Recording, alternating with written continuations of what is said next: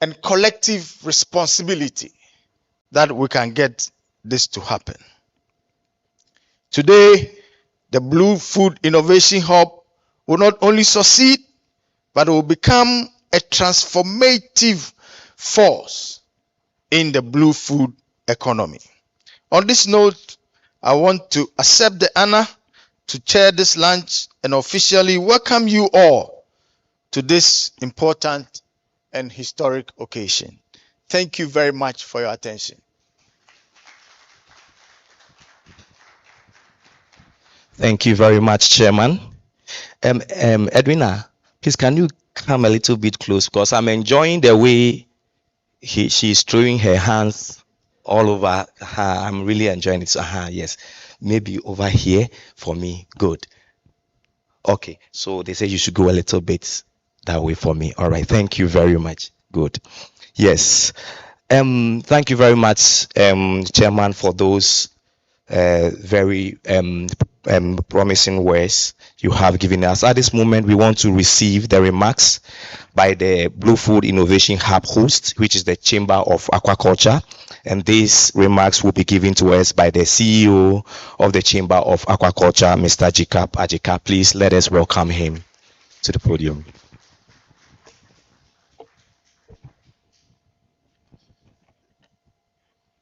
Thank you, Collins.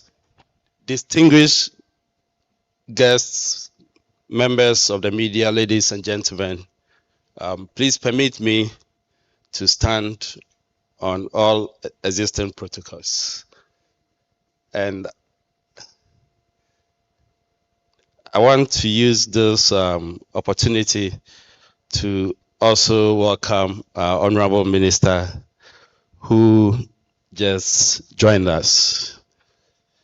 Ladies and gentlemen, over the past 6 months, stakeholders across Ghana's blue food sector have engaged in extensive consultations and collaboration to establish the first Blue Food Innovation Hub in Ghana. As Chairman mentioned, indeed, it is the first on the African continent. Through strong commitment, shared vision, and partnership, we have co-created and designed a bold and practical strategy for the Blue Food Innovation Hub, which is proudly hosted by the Chamber of Aquaculture Ghana. And I would like to sincerely recognize and appreciate the invaluable contributions of our key partners. We are deeply grateful to the World Economic Forum for their enormous support, technical guidance, and identifying the Chamber of Aquaculture Ghana as a key partner to host this hub.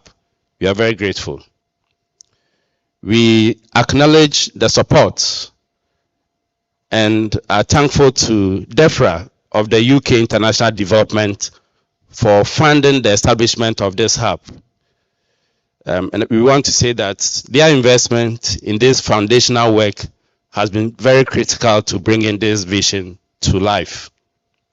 We further recognize the technical and strategic contributions of the Ministry of Fisheries and Aquaculture under the leadership of Honorable Miliata, the BCG, ALRE, AU NEPAD, and the many more organizations and individuals who played instrumental roles during the co-creation and validation workshops for the hub strategy. The list is long, and while we may not be able to mention every name, please know that your efforts are recognized and deeply appreciated. Honorable Minister, as host of the hub, the Chamber of Aquaculture Ghana fully accepts the responsibilities entrusted to us. We will deploy all available resources within our capacity to make this initiative successful. The Blue Food Innovation Hub is being launched today to contribute to curbing critical challenges in our blue food sector. The hub seeks to unlock skills development, innovation, markets, and financing for enterprises. It will also support certain creation of sustainable jobs and business opportunities, particularly for women, youth, marginalized groups, including people with disabilities, along the entire value chain. Distinguished ladies and gentlemen, we call on all stakeholders, namely the government, development partners, private sector actors, to support the hub with the resources required to achieve its ambition. Indeed, as a chamber, we project that by 2032, the hub should be able to unlock at least 10 million USD in private sector investment to energize the blue food ecosystem, strengthen enterprises, and generate sustainable livelihoods across the country. In the coming days, the hub will roll out its accelerator program to enroll the first cohort of enterprises. This program is designed to address cross-cutting barriers within the blue food sector and to provide tailored support to SME startups within the blue food ecosystem. And at this stage, I would like to encourage all eligible enterprises to take advantage of this opportunity to scale their businesses and contribute to the growth of Ghana's blue economy. Mr. Chairman, as I conclude, allow me to recognize every individual present here today and those who have joined us online for being part of history. As we indicated earlier on, this is the first time it's happening in Ghana and even on the continent. Permit me to once again express our profound gratitude to the Honorable Minister, Emilia Atta, for believing in this vision from the onset and providing leadership and guidance to date. Honorable, we are very grateful. We are proud. Honorable, we are proud to work under your leadership and deeply appreciate your collaboration with industry players to strengthen Ghana's blue food sector. On this note, I want to say, may God bless the Blue Food Innovation Hub. May God bless our collective efforts. And may He bless our homeland, Ghana. I thank you for your time.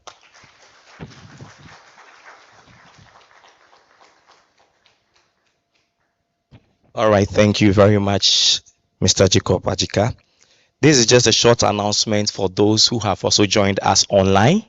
So there is a French translation that is also going on online, and so we want to say that if the language you are hearing is French and you rather understand English, you can change the language from French to English, and if you want to also change from English to French as well, you can also equally do that online. Thank you very much. At this moment, we want to also welcome for a short message from the World Food Forum, Ghana, and this will be given to us by Ms. Alberta Akosa. Ms. Alberta Akosa is the national lead for the World Food Forum Ghana and also the CEO of Agri House. Thank you. Good morning. Oh, good morning. The energy. Yeah. Thank you, Honorable Minister, for being here. And thank you, everyone, for coming. I think the journey, as indicated, has been quite long, and we should congratulate ourselves for doing this job. And as the chair was speaking and CEO was speaking, one thing was striking. Do we all agree that the crop sector and the fishery sector has not been in tandem receiving equal attention? Is that something we agree to? Because there's been, I think we've really glamorized the crop sector, everything. Even when you talk about agriculture, it's the crops that comes to mind.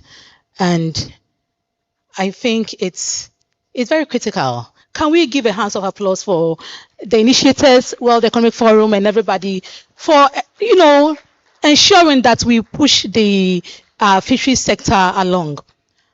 Over the past few days, I have been traveling across the Brenya Lake in the Elmina and interacting with, this year is the International Year of the Woman Farmer, and we've been engaging with the exporters, the women marketers across the Brenya Lake in Elmina. And it's interesting that upon all the hard work in ensuring that they are nourishing our nation, there's very little focus. And this is why the World Food Forum is very supportive of this agenda and would really commit a lot of time, focus, and everything.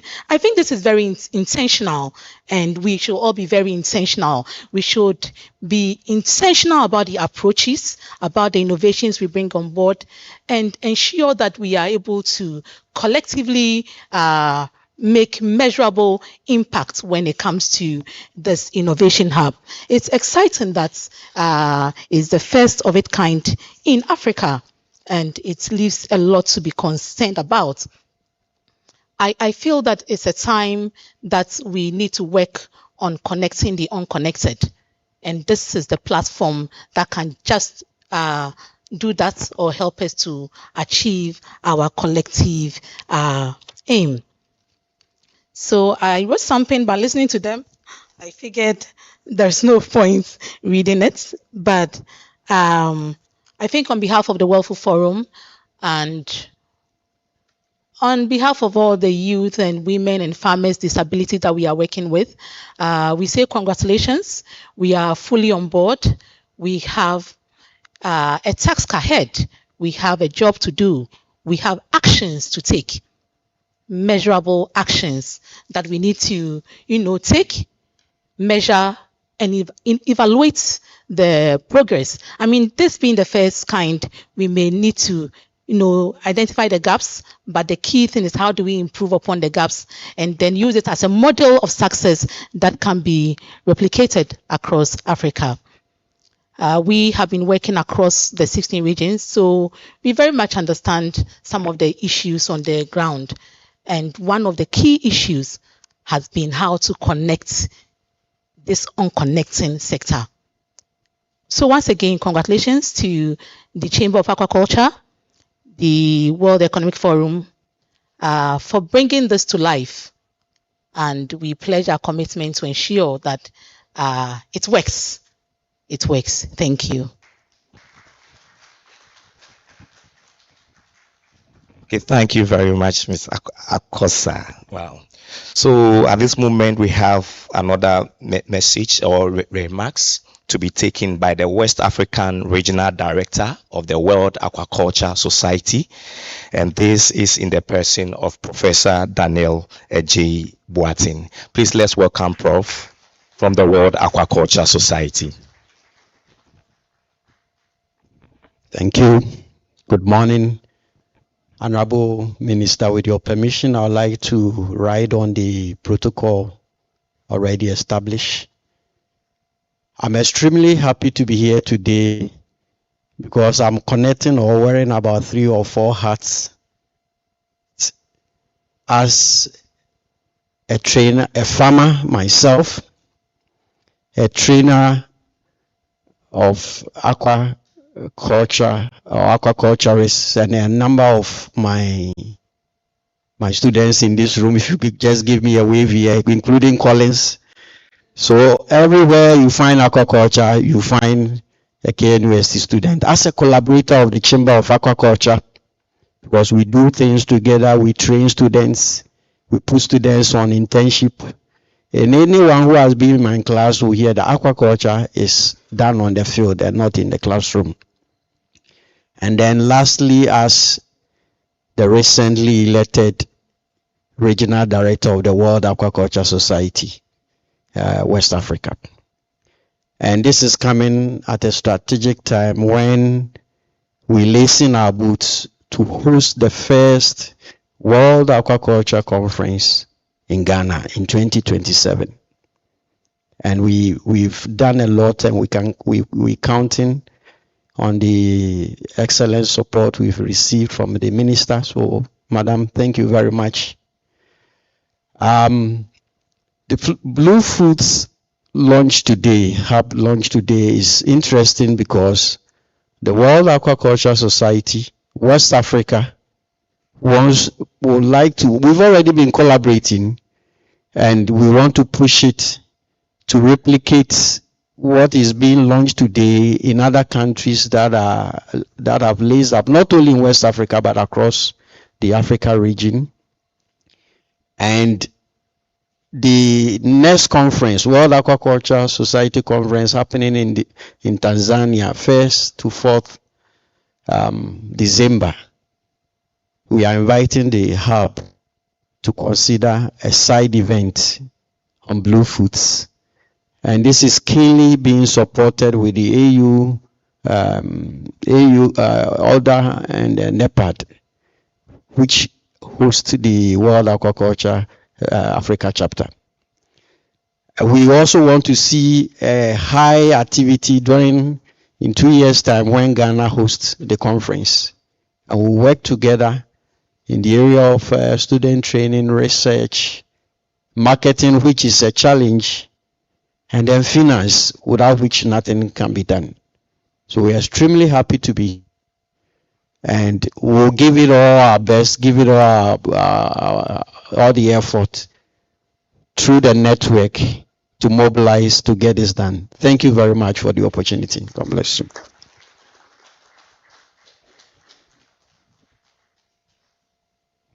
All right, thank you very much, Prof. J. Boatin.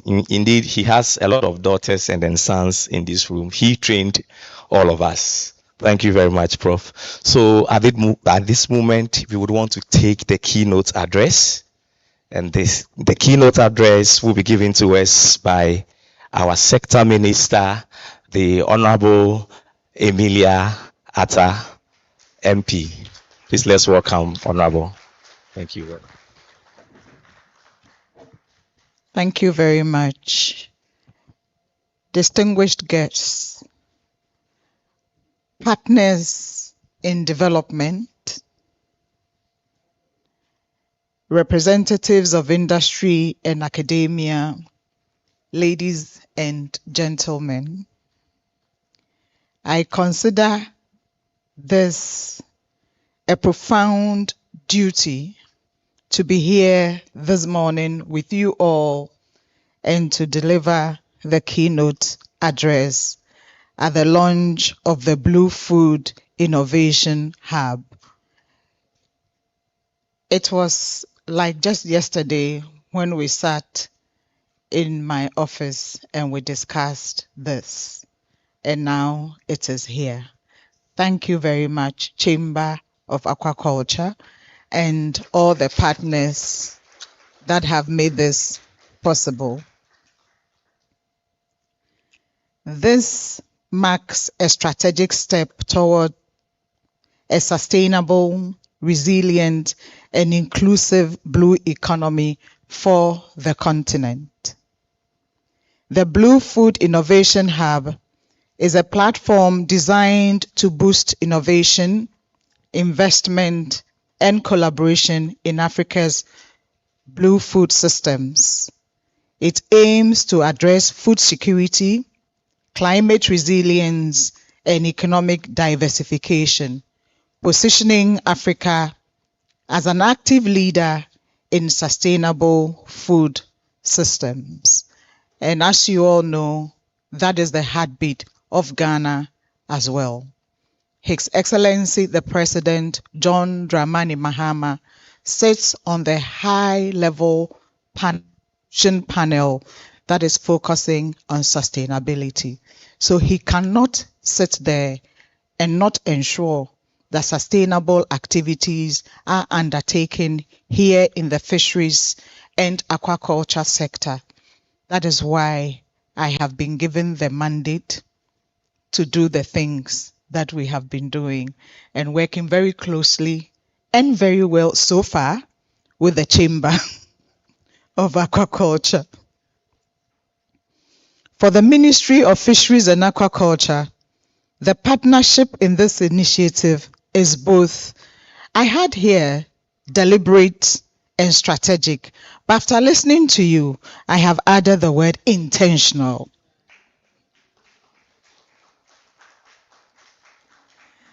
The fisheries and aquaculture sector, as we all know, occupies a position of critical national importance. It is a cornerstone of food and nutrition security a major source of employment and a vital driver of livelihoods with over 3 million Ghanaians directly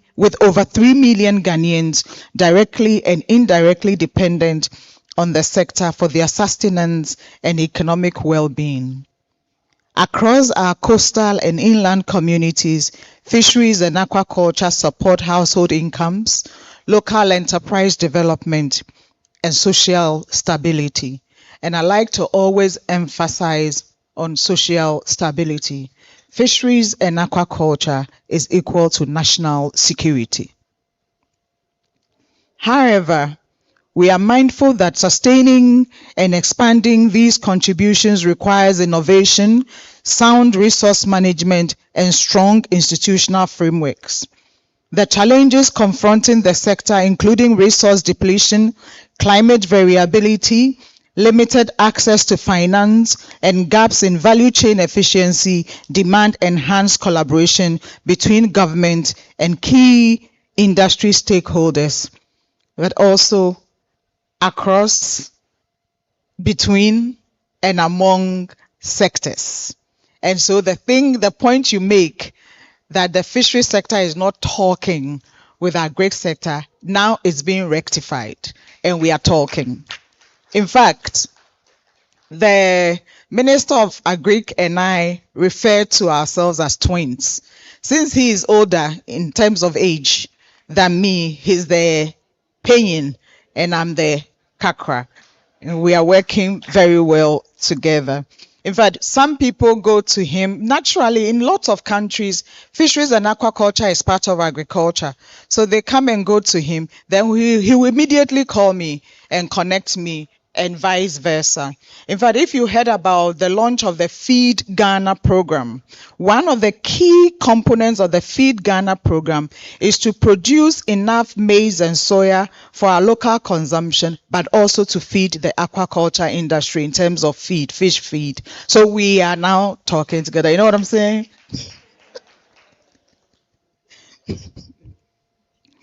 It is precisely in recognition of this need that the new Fisheries and Aquaculture Act 2025, Act 1146, was promulgated. It places renewed emphasis on aquaculture development in Ghana. The Act provides, in fact, before the Act, which we passed just last year, the law establishing the Fisheries Commission's activities as a technical arm of the ministry was pretty quiet on aquaculture. Now we have changed it to ensure that even the governing body has aquaculture representation on it, which didn't used to be the case. So this is where you clap for us.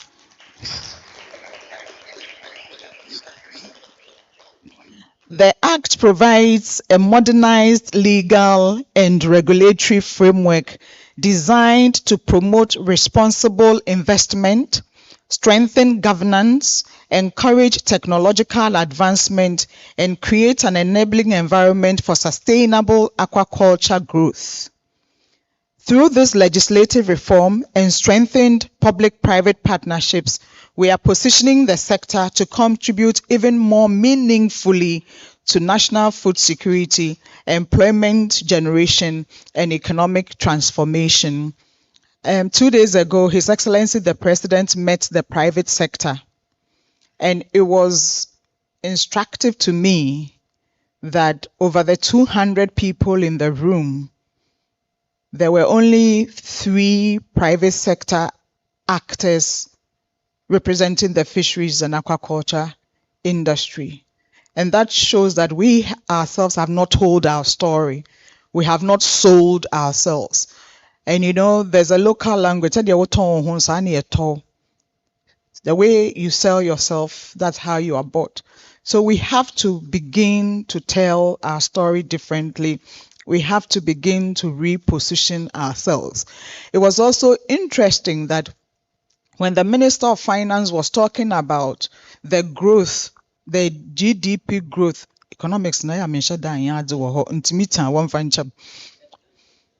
that the agri sector grew by a certain margin, but the fisheries subsector of agri grew the highest, the most and not the strongest.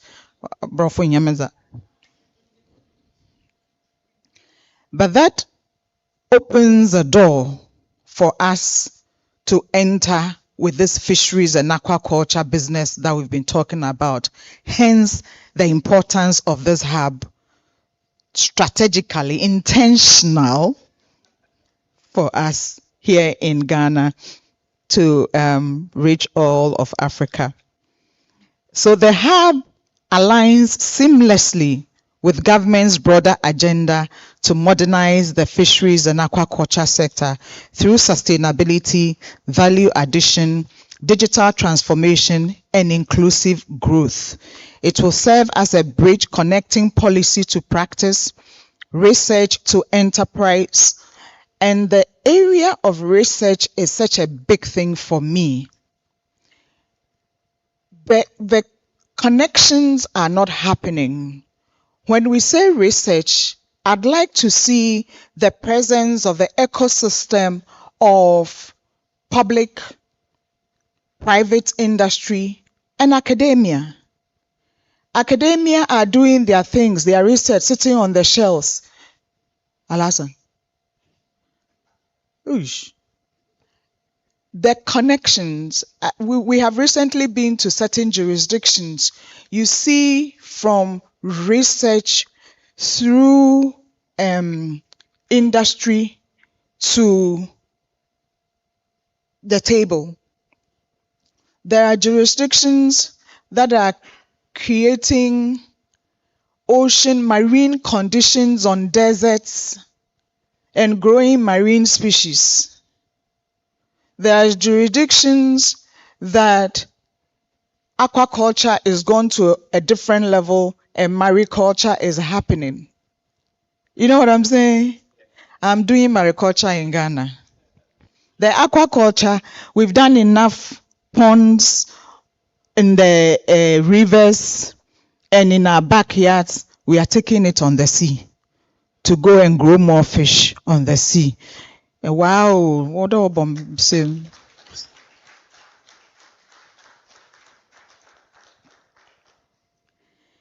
The Blue Food Innovation Hub provides precisely the type of collaborative architecture required to respond to the challenges we have.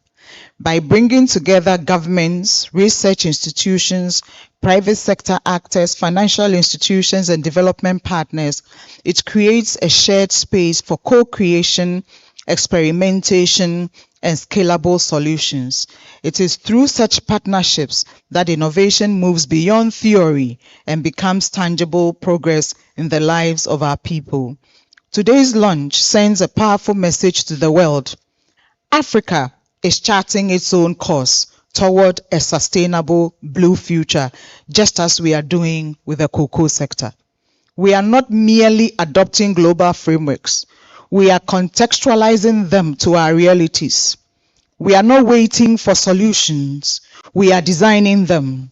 This hub symbolizes African leadership, African innovation, and African ownership in partnership with global actors of our blue economy agenda.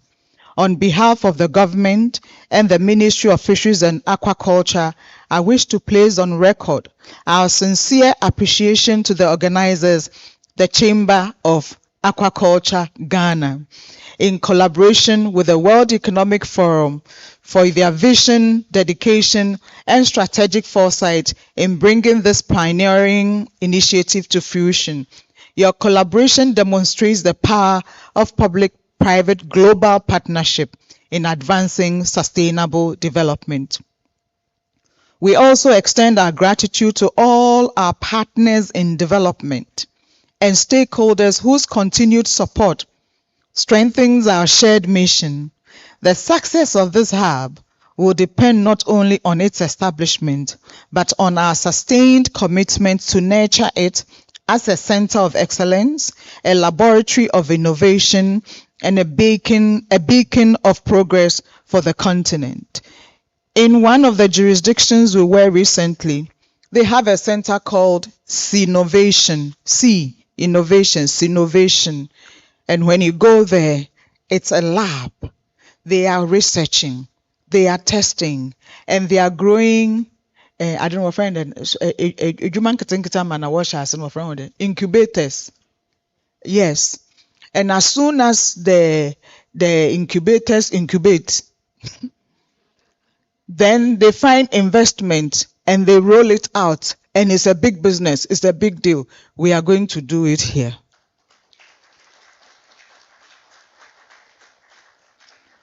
May the Blue Food Innovation Hub inspire bold thinking, attract transformative investment, and generate practical solutions. I see 24-hour economy here. You are the platform to bring the investment, the practical solutions, the transformative investment. 24-hour economy. Now your law is passed. Authority. You are 24-hour economy authority. 1 year, Juman.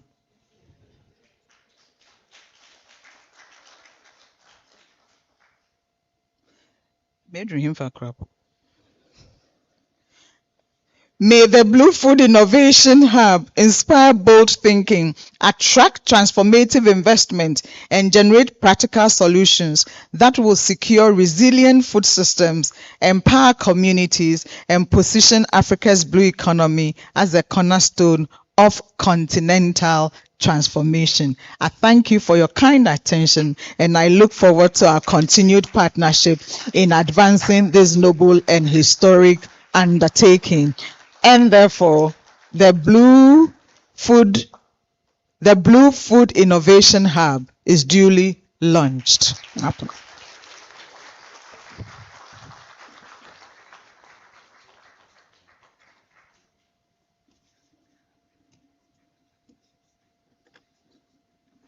Okay, so at this moment, yes, the Blue Food Partnership, Blue Food Innovation Hub is duly launched.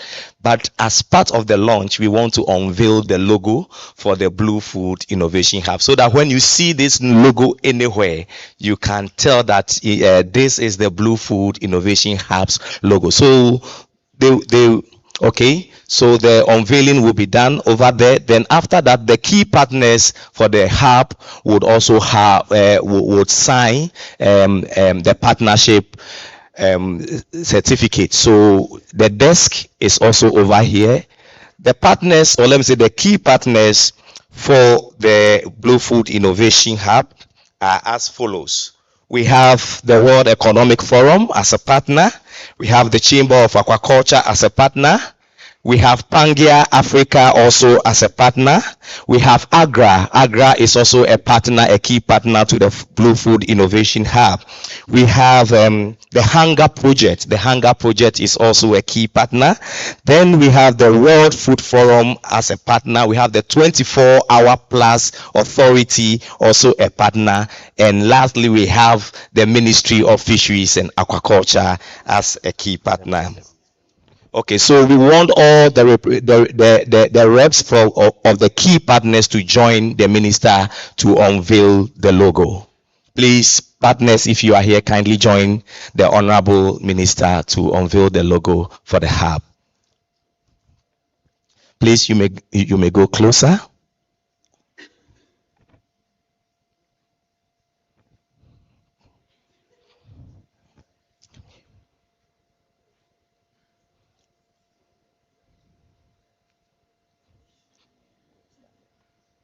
Okay.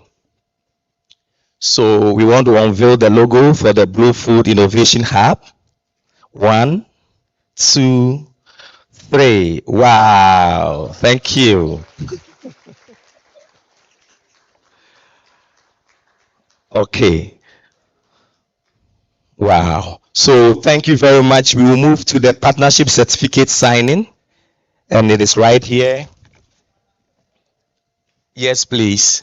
So I think the honorable minister, please, you can sign first for us, and then the other partners can follow.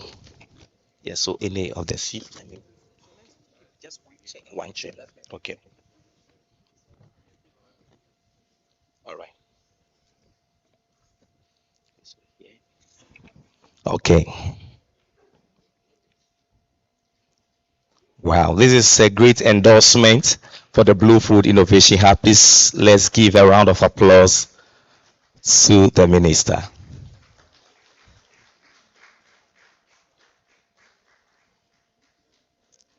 Okay, so I would want to call on the forum, a rep from the forum to sign on behalf of the World Economic Forum. Okay, yes, Camille. Then this will be followed by the Chamber of Aquaculture, Chamber.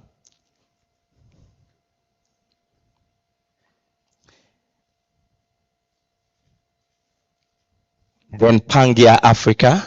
Then while Pangaea Africa is signing Accra, please, you may also come and sign for us. Thank you very much. Accra. Okay. Then this will be followed by the Hunger Project. The Hunger Project.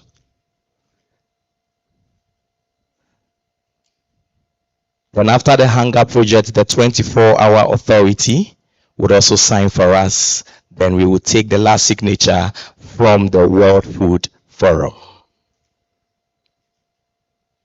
Okay. 24-hour authority.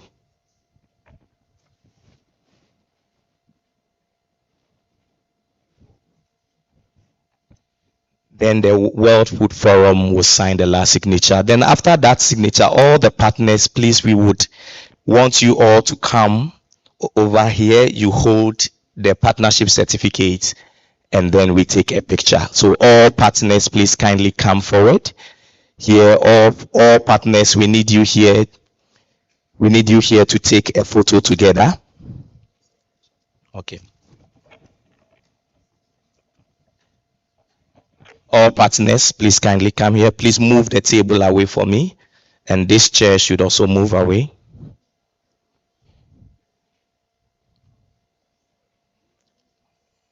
Okay, so all partners.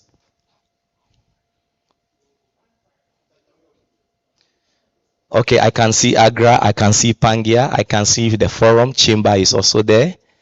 The ministry is there. The Hunger Project is also there.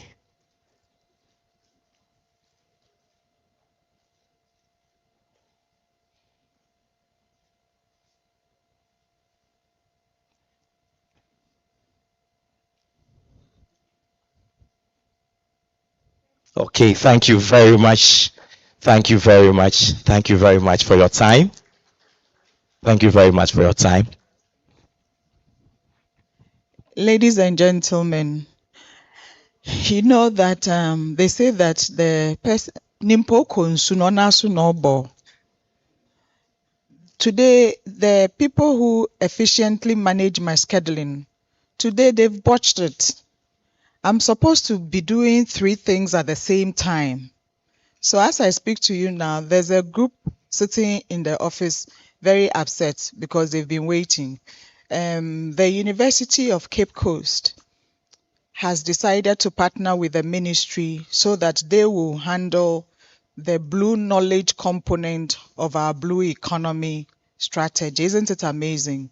So the vice chancellor himself has driven and sitting in my office right now waiting for me. So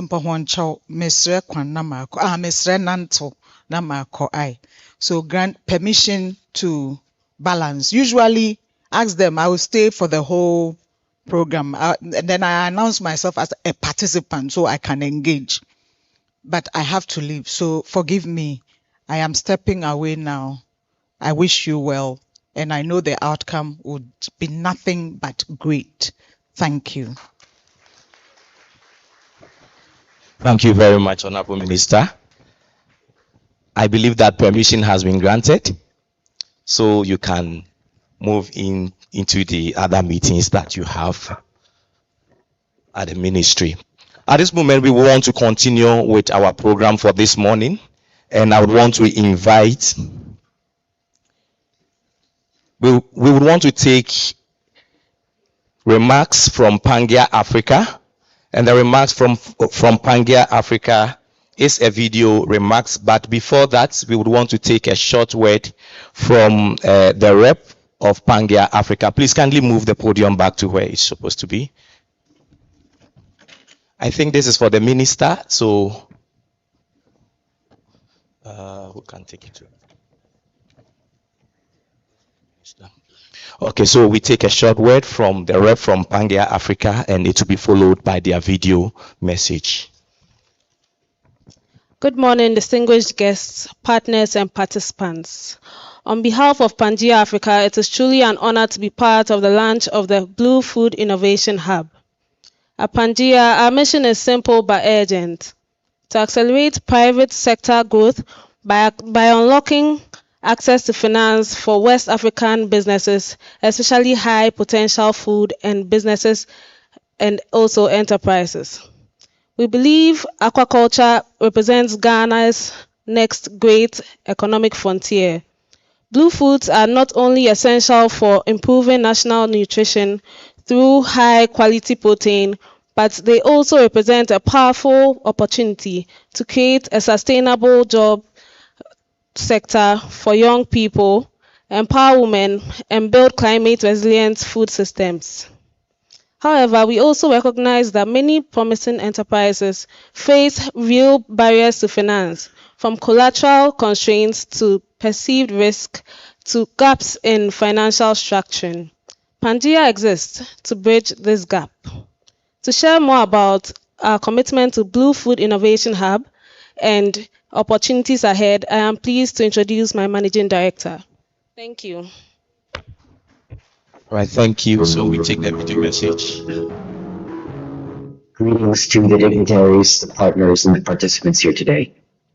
Thank you, Jacob, the Chamber of Aquaculture, and the World Economic Forum for this invitation.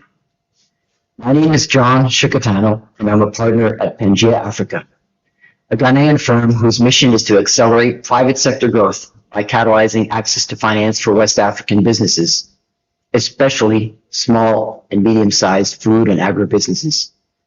My colleagues are physically present here today, while I am at the African Green Economy Summit to bring more green and blue capital to Ghana.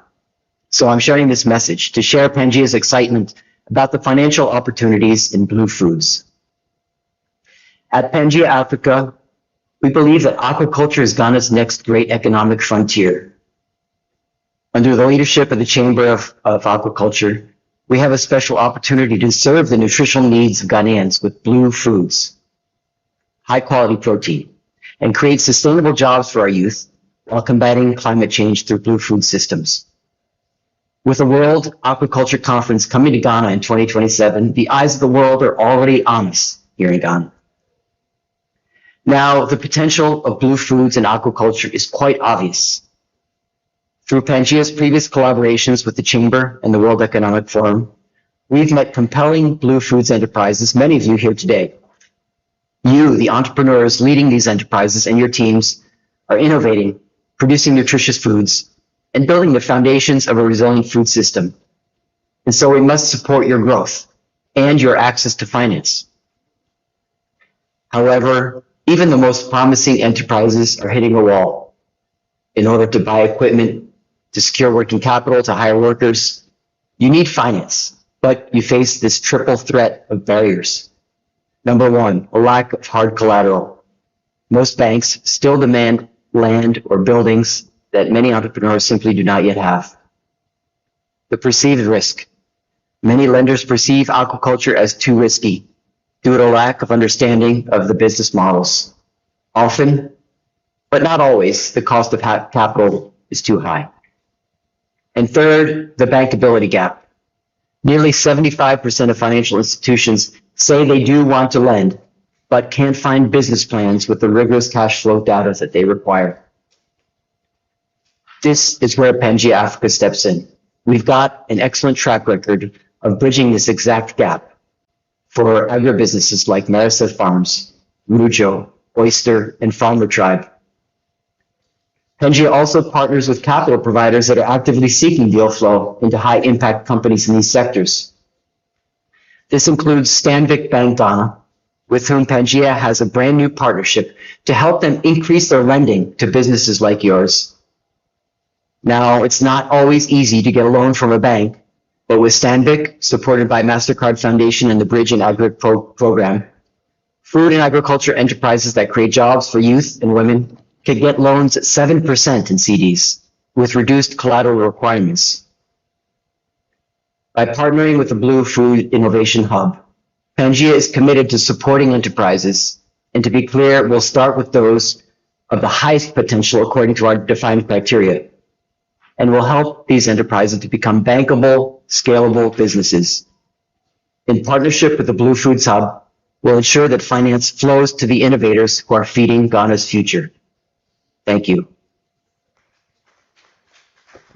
Thank you very much, Pangea Africa. Greetings to the dignitaries, the partners, and the participants here today. So at this moment, we want to take remarks also from Dr. Betty Annan, the country director for Accra. I think Dr. Betty Annan could not be with us, but she has sent her deputy to be with us. That is Dr. John Jagwe. Please, let's welcome Dr. John Jagwe from Accra.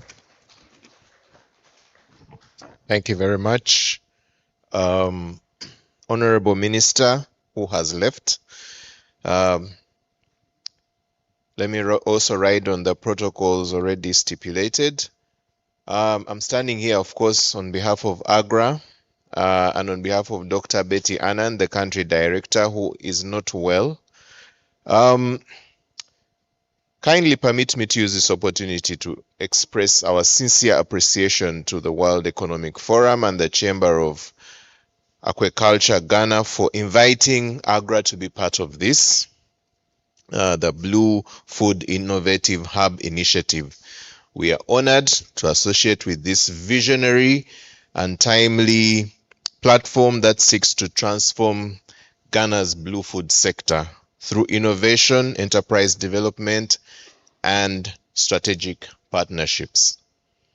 At Accra, we are deeply committed to advancing inclusive and sustainable food systems across Africa. As you are aware, every September we always convene our Food Systems Forum, which attracts the largest crowd of people concerned about food systems, not only in Africa but also globally. We recognize that blue foods include fisheries, aquaculture, and they play a critical role in food and nutrition security, job creation, and economic growth. So the launch of this Blue Food Innovation Hub represents a bold and practical step towards strengthening this important sector. We wish to acknowledge and commend the vital role played by government, by private sector, by development partners, academia, and all stakeholders who are tirelessly working to ensure that this vision becomes a reality. This hub is a testament to what can be achieved when public and private actors come together around a shared agenda. So as Accra, in an active food systems arena, we are committed and we are proud to endorse the Blue Food Innovation Hub. We pledge our support and to commit and facilitate resources, technical expertise, and strategic partnerships that should help this hub achieve its objectives. We firmly believe that this initiative will create sustainable jobs, particularly for young women and youth, and elevate the SMEs within the fisheries and aquaculture value chains, and ultimately energize and modernize Ghana's blue food system ecosystem. In conclusion, Honorable Minister and the chairperson also of the Chamber of Aquaculture Ghana, it's the beginning of a journey towards a more resilient and innovative, inclusive blue economy. So Accra stands ready to walk this journey with you. And with these few remarks, I would like to thank you for inviting us. Thank you very much, Accra, for that warm message. Next, I want to invite here on stage Ms. Agatha Kwesin. Ms. Agatha Kwesin is the country director for the Hunger Project, Ghana. Now, before her remarks, our participants online, at a point after her message, I would request that our participants online, if it is possible, you will turn on your video. We want you to wave at us and we would also wave back at you. We want you to feel a part of the project, though you are distant away from us. We want you to feel that indeed you are here with us. So, Ms. Agatha, please kindly take the podium. Thank you very much. Good morning, everyone. Honorable Minister for Fisheries and Aquaculture, representative of the 24-hour authority, chairperson for the Aquaculture Chamber, distinguished guests, partners, the media, ladies and gentlemen. On behalf of the Hunger Project, it's my pleasure to share my remarks on this important day when we've just launched the Blue Food Hub. I'd like to extend our sincere commendations to the Aquaculture Chamber and its partners for convening this important platform. We find ourselves at a global crossroads where the transformation of our food systems is no longer a policy preference, but a moral and economic necessity. At the heart of the Hunger Project is the belief that communities are the primary architects of their own development. Through our epicenter strategy, anchored in vision, commitment, and action, we partner with grassroots communities to build agricultural systems and livelihood that are not only productive, but resilient to global shocks. We don't just support smallholder farmers, women groups, and the youth entrepreneurs to produce food. We empower them to lead within the value chains. True transformation does not happen in isolation. It is ignited when communities, markets, and the state converge to turn small-scale producers into active drivers of sustainable economy. When we speak of ending hunger, we look far beyond yields. We are talking about nourishment, economic dignity, and environmental stewardship. Blue food represents a frontier of immense opportunity. They offer a pathway to diversify livelihoods, complement traditional farming, and bridge the nutrition gap, particularly for women and children. If structured with inclusivity at its core, this sector can be a powerful engine for youth employment and household resilience across Ghana and even the region. However, innovation without integration is a missed opportunity. Collaboration is our greatest currency. Governments, the private sector, development partners must align and ensure that the innovation in this hub translates to impacts for the most vulnerable. The Hunger Project is eager to contribute our expertise in community-led development and food security to ensure these blue food solutions are both sustainable and scalable. Let us seize this moment to build a food system in Ghana that is resilient as it is equitable. Together, let's ensure that no one is left behind in the blue revolution. Thank you very much for your attention. Okay, thank you very much, the Hunger Project, for your message. So those online, if it is possible where you are, we would want you to turn on your video. We want to see you, and then we will wave at you, and you would also wave back at us. Okay, so these are the beautiful people who have joined us online. Please, can you give us a wave whilst we also wave back at you? Okay, so you can actually hear me. Thank you very much. Thank you very much for joining us. Thank you very much. I hope you are enjoying the sessions. Okay, so we will take one more, or the last message, and this last message is going to be given to us by Miss Georgina Pegu. Georgina Pegu is coming from the 24-hour authority. Georgina, please kindly take the podium. Then after her message, we will take a 15-minute break, and then we will come back to continue our program. Thank you. Good morning. So I bring you greetings from the presidential advisor who loved to be here but has to attend to other urgent matters. So I'll be reading on his behalf. Chairperson, standing on all previously established protocols, it is an honor to join you for the launch of the Blue Food Innovation Hub, the first of its kind in Africa and, of course, Ghana, and a signal of our nation's commitment to transforming aquatic food systems.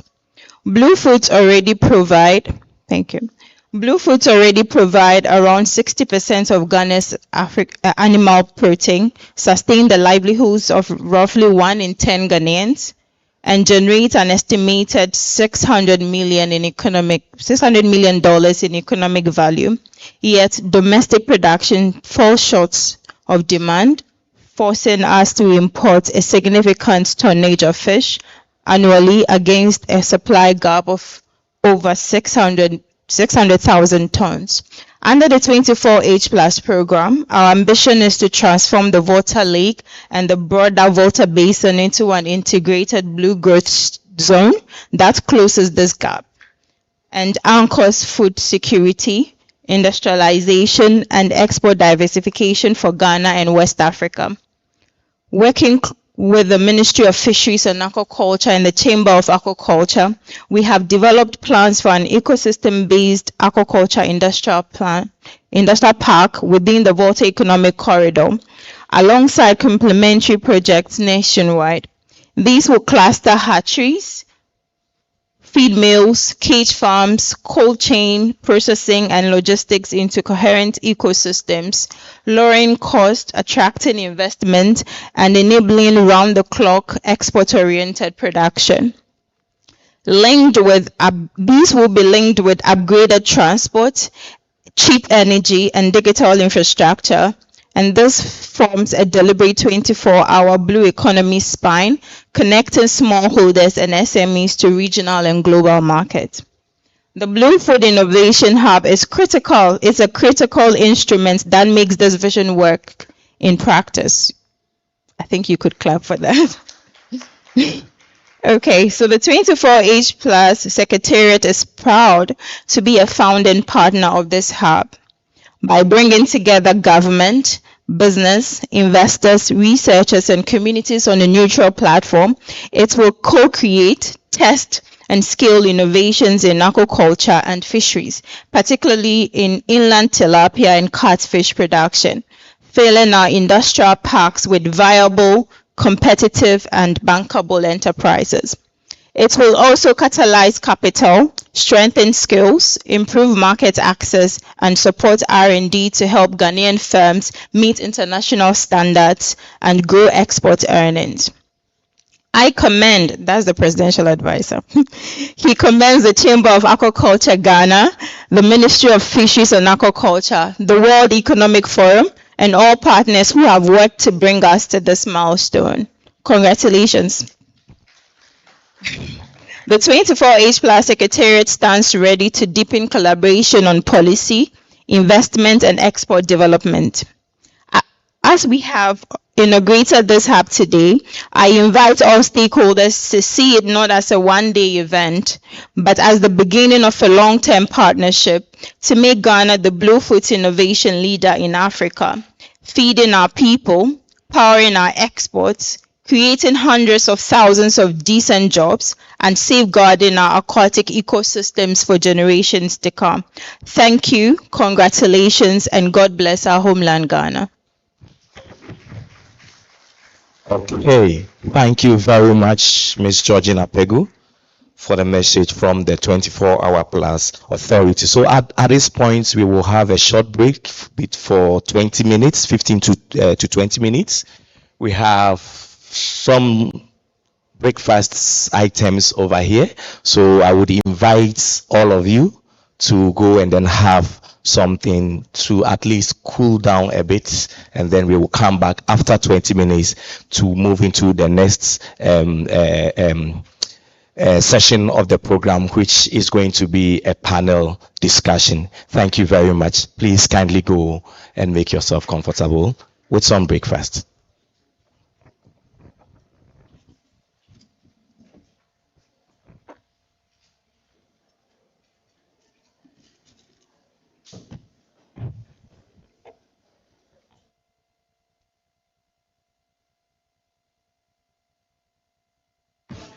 Are you an aquacultural enthusiast? Then this is for you. The Chamber of Aquaculture Ghana proudly invites you to the Aquaculture Ghana 2024 event, the largest aquaculture stakeholders gathering in Africa. The event is coming off on the 30th and 31st of May 2024 at the World Trade Center, Accra, Ghana at 10 o'clock a.m. daily. The event comprises of a conference, exhibition, and awards. Grab a booth at the exhibition space to showcase your business and brand to the world. The conference will address Ghana's aquaculture industry challenges, opportunities, and the way forward. The awards would recognize and appreciate industry players making a difference in Ghana's aquaculture industry, packed with great Ghanaian music and food.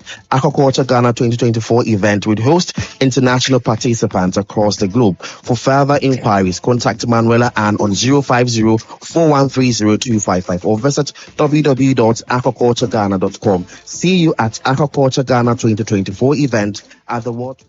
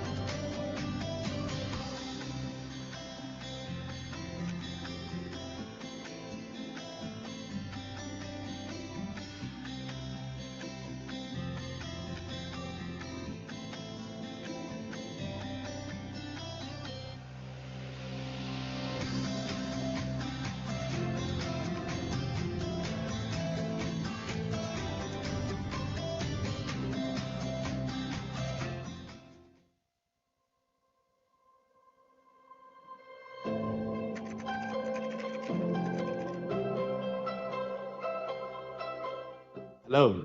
At long last, the Blue Food Innovation Hub design is here. And we are excited to say that the first Blue Food Innovation Hub to be established on the African continent will be launched in the coming days. As you're all aware, this is an initiative by the World Economic Forum that is locally hosted by the Chamber of Aquaculture in partnership with numerous partners, including the Ministry of Fisheries and Aquaculture. It's an initiative that we started last year by engaging many stakeholders to design the strategy for the Blue Food Innovation Hub that's here to be launched in the coming days. So after several rounds of stakeholder engagement, we are excited to say that, yes, the hub will be launched. And to be launched with an accelerator program that will address some of the challenges facing our blue food sector. One may ask, why focus on the blue food sector? The blue food sector is very critical area for Ghana. As we all are aware, fish products are the main source of protein for at least 60% of Ghanaians. Yet, Ghana is not fish sufficient. We are unable to produce enough blue foods to meet the protein needs of Ghanaians. We do import over 600,000 metric tons of fish each year. The Blue Food Innovation Hub will help address some of the challenges, such as the outbreak of diseases within the aquaculture sector, limited access to capital, limited access to smart technologies to enhance the production, etc. So the Blue Food Hub has a clear vision. That vision is to drive sustainable growth through products, technology, and business model innovation to build a world-class blue food sector that fuels nutrition, livelihoods, and of course, economic resilience. The Blue Food Innovation Hub will have two key actors. We're going to have private sector players, mainly startups, SMEs, women-led businesses, youth-led businesses, and indeed, persons with disabilities who are operating within the blue food value chain. And on the other hand, we're going to have another category of actors, mainly partners of the hub. These partners of the hub, businesses or institutions who have the resources, the expertise to address some of the challenges that the members are facing, and that is preventing them from creating a sustainable business within the blue food sector. The hub initially will focus on the aquaculture sector or inland aquaculture. The reason is that if you look at Ghana's aquaculture sector, it has shown promising signs. It's a sector that keeps on growing very fast, and after several rounds of engaging stakeholders, we realized that with the right resources and support, we can create sustainable businesses within the aquaculture sector. The hub will start with an accelerator program. So in the coming days, the chamber will be publishing calls for accelerator program. Will give the opportunity to SMEs, businesses operating within the blue food sector, specifically the aquaculture space, to apply to be part of this accelerator program. So after receiving the applications, the next phase will be to shortlist 10 solid businesses who meet our requirements to be part of the first accelerator program for the hub. These 10 businesses will be taken through various activities, including preparing them to be investment ready, assessing their businesses to understand their needs. Then we can connect them to the right resources that is required to enable them build a sustainable business model within the blue food sector, and also to transform their businesses. So the hub is a transformative initiative that will address some of the challenges confronting the blue food sector and create more opportunities for many people who have keen interest in creating sustainable business models in Ghana's blue food sector. So I look forward to having all of you at the lunch and also to support the work of the hub going forward.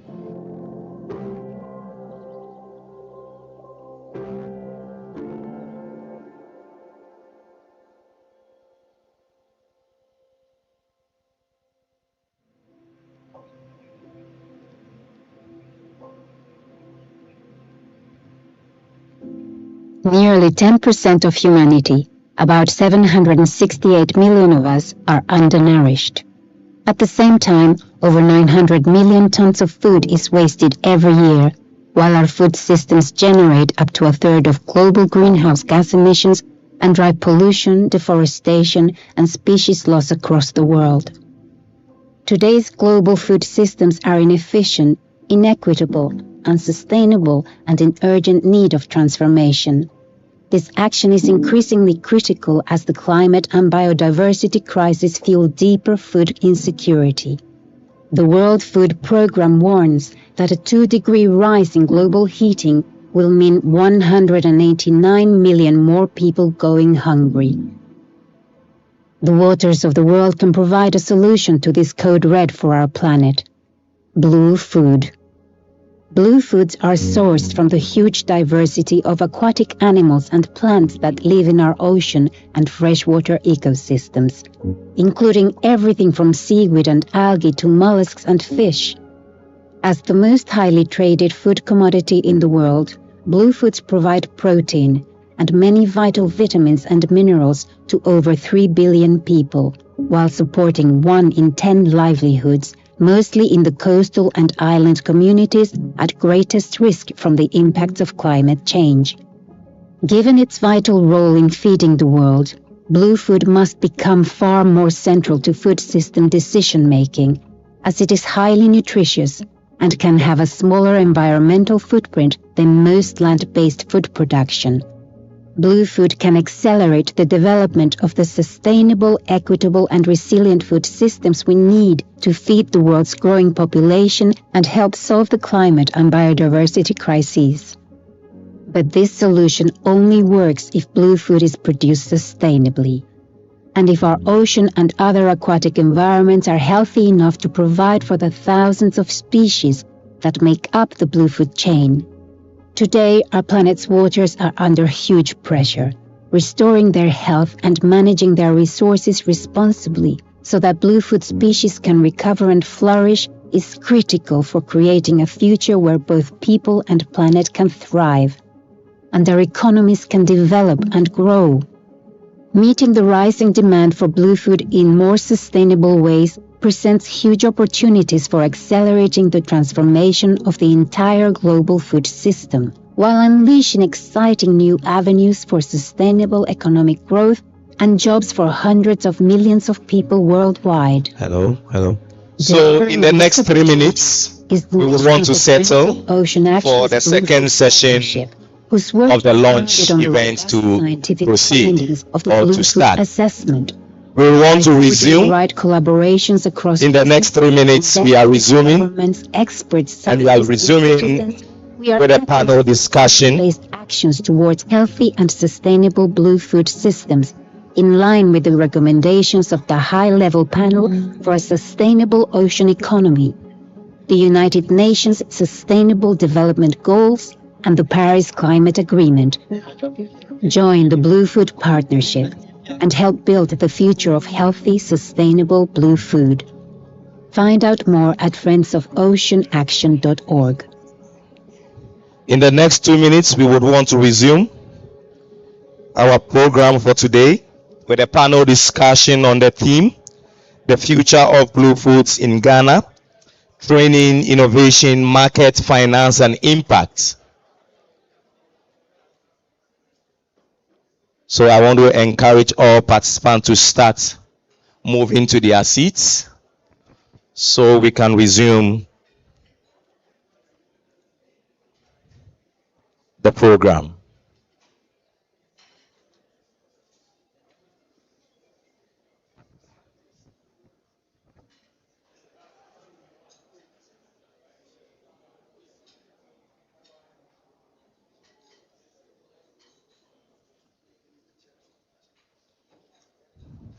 So we have 1 minute.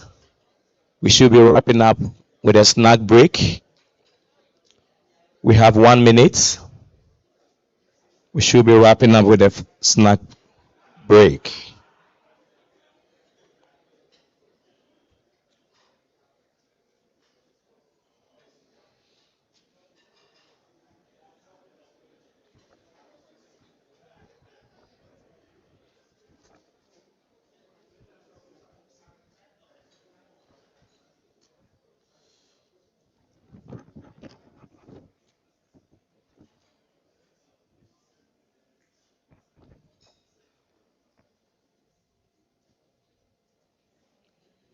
We're going to have a panel discussion on the topic, the future of blue foods in Ghana. Training, innovation, markets, finance, and impact. And the Blue Food Innovation Hub has put together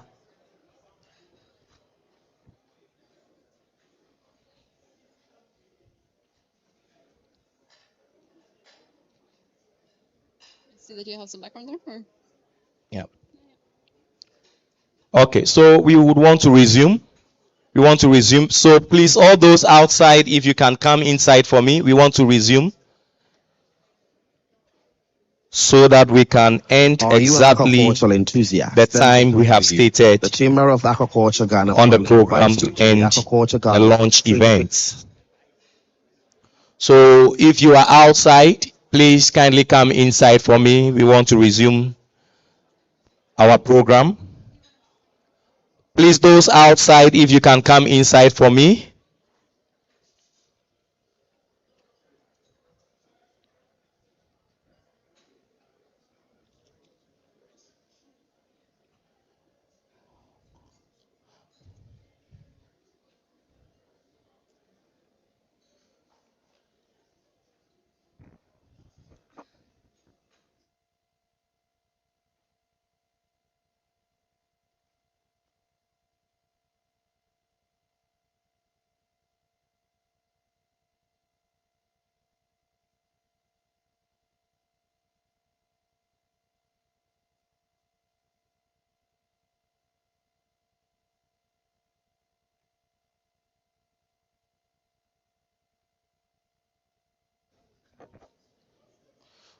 Okay, so for the panel discussion, I would want to hand over to my colleague from the forum, Carmen Clapp, to introduce to us the panel and also welcome them on stage. So, Camille, please take over.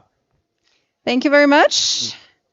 Good morning again. It's really great to see a full room, and I hope you've been enjoying the breakfast. So we're now coming to the second part of our event today, and we're going to welcome a very esteemed panel of women innovators and people working in the space of blue foods across the value chain. So let me take a seat there, and I'll be introducing them one by one. So firstly, we're very, very pleased to welcome Dr. Eunice Asamoah. Please give me a round of applause for Dr. Eunice. Dr. Eunice is a senior lecturer at the Department of Marine and Fisheries Sciences at the University of Ghana. She's a good colleague of our moderator, Collins, and she has expertise in fisheries, aquaculture production, economics, resource management, and seafood utilization, particularly fish processing and post-harvest technology. She also has extensive experience in project design, fieldwork, and reporting for local and international organizations, and has worked closely with fish processors under the Safe Fish Certification and Licensing Scheme to address post-harvest losses in artisanal fisheries. Thank you so much, Eunice, for being here with us.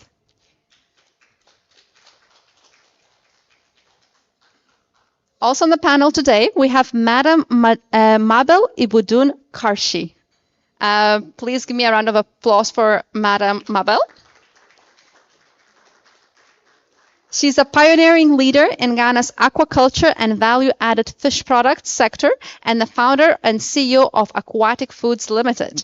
With a background in banking and a passion for food innovation, she transitioned into aquaculture to promote food and nutrition security, transforming tilapia and catfish into convenient, market-ready products such as fish sausages, jerky, crackers, boneless tilapia, and seasonings. Beyond product development, she also champions market education, entrepreneurship, and inclusion by mentoring women and youth, providing access to processing facilities, and supporting regional women's enterprise initiatives while continuing to advance innovation and sustainability within Ghana's aquaculture value chain. Thank you very much, Ms. Mabel, for being with us. Then third, we have Ms. Rebecca Avomo, who is a marketing and operations professional. Please, Rebecca, come to us. She's marketing and operations professional who blends creativity with structure to drive brand growth and business efficiency. She lands digital campaigns, social media strategy, and influencer partnerships that boost visibility and engagement while also supporting executive teams through streamlined operations and strategic coordination. Thank you so much, Rebecca, for being with us. Welcome. Then we have Ms. Cynthia Abagoia. Please, I hope I pronounced that well enough. Madam Cynthia Ward Abogaia is an aquaculture entrepreneur and CEO of STG Services, a catfish hatchery and grow-out farm based in Accra, committed to producing high-quality catfish through sustainable and environmentally responsible practices. With a background in finance and accounting, she founded the company in 2023, so just a couple of years ago, to meet growing demand for locally produced catfish, initially focusing on grow-out operations before expanding into hatchery production to reduce reliance on imported fingerlings. She is now positioning STG Services as a key hatchery hub in southern Ghana with plans to produce hundreds of thousands of fingerlings to support farmers while also advancing into value addition. Through innovation and local capacity building, Cynthia continues to strengthen Ghana's aquaculture value chain and create meaningful impact within the industry. Welcome. And finally, last but not least, we have Emilia Edwina Norte. Let me welcome Emilia to the stage as well.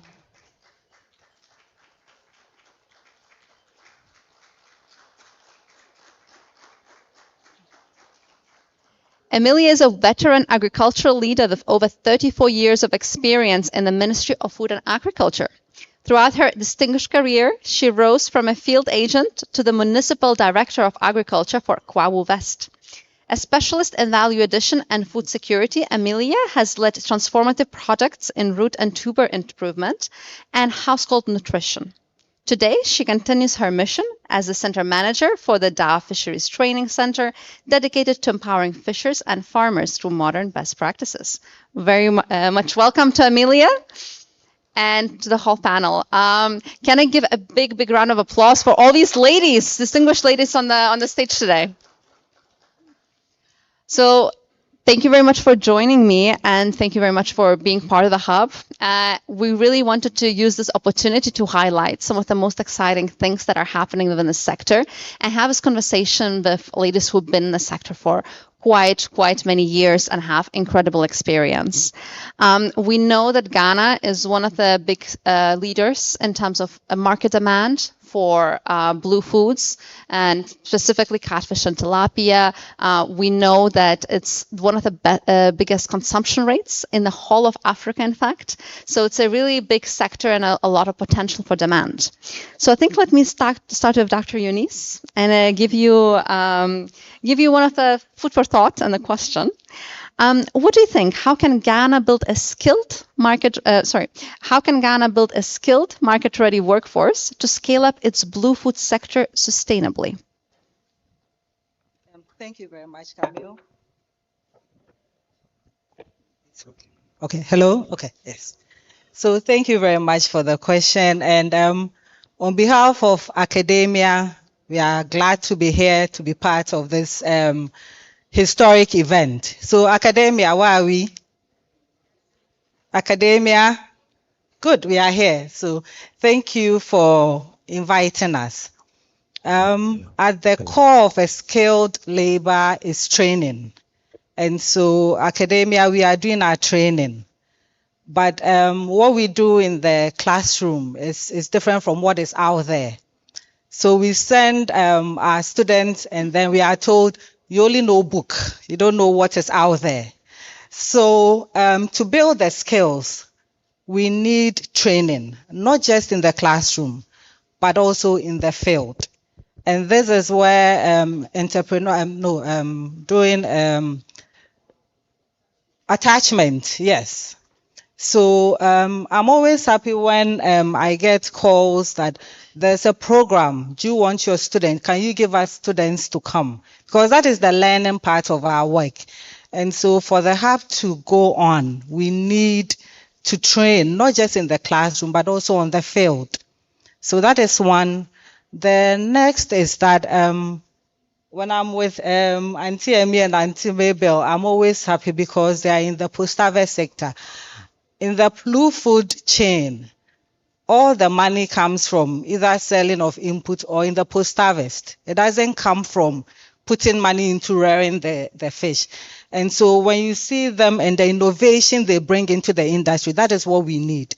So we need training in innovation. And so they invite our students, come, let's train you. That is the sort of partnership we want. And so to build skills, and I'm happy that we are all female, even though the industry is very male dominated. So I'm happy to see the females. So we have to empower the females, we have to empower the youth, because they are the future of the sector. Thank you very much. Thank you. I think we all have exactly the same sentiment here in the room. And indeed, it is incredible in a male-dominated industry to see a panel full of women. Let me now turn to Ms. Mabel. How do we move Blue Food innovations from pilots to scalable and bankable solutions? Yeah, good morning to all of you. And I'm very much excited to be on this panel because fish is my passion, especially the head. I found myself in an industry where even though we talk of value chain, the chains are not hooked together. So it's fragmented. We find growers doing their own thing, fish meal doing their own thing, fingerlings also doing their own thing. And it comes to a point where everybody wants to go into fish farming. Yesterday, I was talking to a gentleman. I said, I used to do fish farming, but I left. I'm into it. He said, oh, why? And I said, why? He said, oh, I'm now going to it because they said it's very profitable. So we get all this information. We don't verify. We don't try and learn, get the knowledge as it is before we go in. So you find that along the value chain, the end users is what should be developed. And if we are talking of from pond to table, I want to go by from table to pond because that is where it will help in opening up the industry. And processing and coaching, I think we've talked about coaching today. We found it's very lacking in the system. Day in, day out, when I put my adverts on the social media, I have a lot of farmers calling. I have fish available. Will you buy? But you see, I'm a small processor, and that is also one thing that we also lack. We don't have a lot of processors. The only fish processing, or most of it, is smoking. So we do open up the industry for the farmers also to sell their produce. Apart from banku and tilapia and smoked fish, what else do we do with our fish? So if you want the industry to open, if you want to have a scalable industry, as far as aquaculture is concerned, then we have to look at the end users and have a lot of processes, a variety of products on the market. Even with the processing, we even still have an opportunity in there where when you process, nothing goes waste. The skin is used for leather, for shoes and bags. The oil, the guts, the women get the oil from it for cosmetics and I think fish meal production. The guts itself can be used for fertilizer and all that. So then the cycle begins, or the circle, I should put it that way, begins to close up. Because once the processors are taking in more fish, then the farmers are also getting the demand for their fish. Then the input dealers and the fish meal, they are all input dealers, also get the opportunity for their fish. But as industry or as farming or agriculture, we don't make ourselves attractive to attract investors. How many of us do our biosecurity? If you talk of biosecurity, if you step into a bank and you want a facility, your goods must be insured. in the event of any eventuality, the bank is covered, and you yourself, your business is also covered. But when we talk about insurance, for instance, in agriculture, we say it's too expensive. So which bank or which investor will come to you to help you to scale up? I mean, I worked in a bank, so I have information on your risk. How are you mitigating the risk? The risk, every opportunity, even as we sit here, we are at risk because we don't know what is going to happen next. But you you mitigate. That's the way you mitigate the risk. But in farming, we just go in, we put the fish in, we feed them. Some of us even went in without any knowledge in fish farming. They said it's good business, so we just go, we are feeding. But what is the science of it? I mean, there's so many things that it's just bits and pieces that we need to come together and put all to these things together, and then we make ourselves attractive for investors, for bank, and even for ourselves also to grow the industry. Thank you. Thank you. Indeed, indeed. Let me now turn to Rebecca. Rebecca, what market systems are needed to make Ghana's blue foods competitive, both locally and globally? Good morning, everyone. Please kindly repeat the question for me again. Of course. So we're thinking a bit about market systems. What would Ghana require to be competitive both locally and at the global level? Okay. From our perspective, because I'm going to speak from the fact that we are one of the largest producers of fresh tilapia, not only in Ghana, but also in West Africa. From our perspective, we are looking at not at competitiveness at the global extent, but mostly we want to capture the local market first. So we are seeking to be competitive in Ghana before we want to be competitive outside. So our focus is to be able to bridge in the gap in terms of fish consumption, which is tilapia that we are currently farming in Ghana. So to be competitive locally, like Madam Mabel just mentioned, you have to try to make your sector attractive.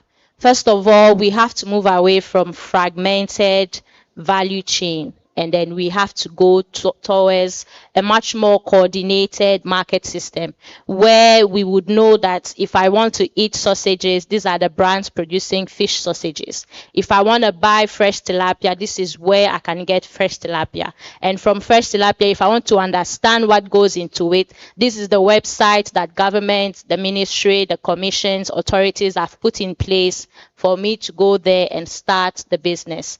So if those things are not really coordinated in a, I wouldn't say in a cycle form, but then like she also explained, we will not really be competitive. So for tropo farms, we are looking at you have so many things that are involved. First of all, you have logistics. If the roads are not good, the track can break down, right? And then everybody here would understand this. It's an emergency that is not more an emergency because it is something that occurs a lot of the times in our business. So if the track going from Kumasi to Tamale breaks down, you can't blame anybody. You have to fix it and make sure the fish still gets to Tamale, right? So that's a fragmentation over there. Now, is there any way that to maintain the cold chain of the product, there might be, let's say, some on the way institution, or let's say hubs where you can be able to get ice, for instance, and say that for maintaining the freshness of the fish, there is this hub there where you can get fresh ice that is produced for the fish to get all the way to Tamale. Mind you, we are selling the fish fresh, so you cannot freeze the product. So all those problems needs to be addressed first before we think about, oh, we want to compete globally. Because mind you, competitiveness globally means that you know what you are doing, you are following certain standards, and then you are reliable. Because outside they have sizes that they want. So you cannot come today and say that you are producing 600-gram tilapia and then tomorrow you say, oh, because of feed costs, because of this and that, the grams are reduced to like 550. They want 600, so you have to make sure. So before we move globally, these are some of the things that needs to be addressed, fixed, coordinated in the local market. So that is what I would want to say about the question. Thank you. Thank you very much. I can see quite a few threats coming through. We're having quite a few thoughts of standards that need to be addressed and met. We have logistics, post-harvest processing, and even skills. And it's actually quite exciting to know that a lot of the things that we're talking about are very much the role that we want this hub to play. So it's very nice and validating. Thank you very much on the perspective of Tropa Farms as well. And then let us move forward to Cynthia. Cynthia, please tell us, how can Ghana unlock affordable long-term finance for blue food enterprises? Thank you very much. Good morning. My name is Cynthia Abuaje. Abuaje. Yes, and she pronounced it Abuage. Yes. For Ghana to unlock long-term loan finance, it's so essential. Long-term loan financing in our industry is so essential because our industry is so capital intensive, very capital intensive if you want to do large scale. And so long-term financing is very important. Not only should it be long-term, it must be affordable. And for us, for a long-term loan to be affordable, we have to make sure that we get the right institutions that will give us long-term loan and it's affordable. To unlock that, we require a collective effort. It doesn't rely on one person to do this, to unlock this long-term affordable financing. You need all the stakeholders to play some role. And so what I would consider is that, let's say the enterprises. We in the enterprises must ensure that we do our homework well. For instance, keeping our books is very key. You can't be an enterprise and then you don't keep your books. You don't put your home in order and expect that any investor will come in and invest in your business. It doesn't work like that. You have to ensure that you keep robust accounting records and then management systems so that any investor who comes in will first look at your books. Don't come and look at your property or your premises and then decide that they would invest in there. We also have to build a relationship with our financial institutions.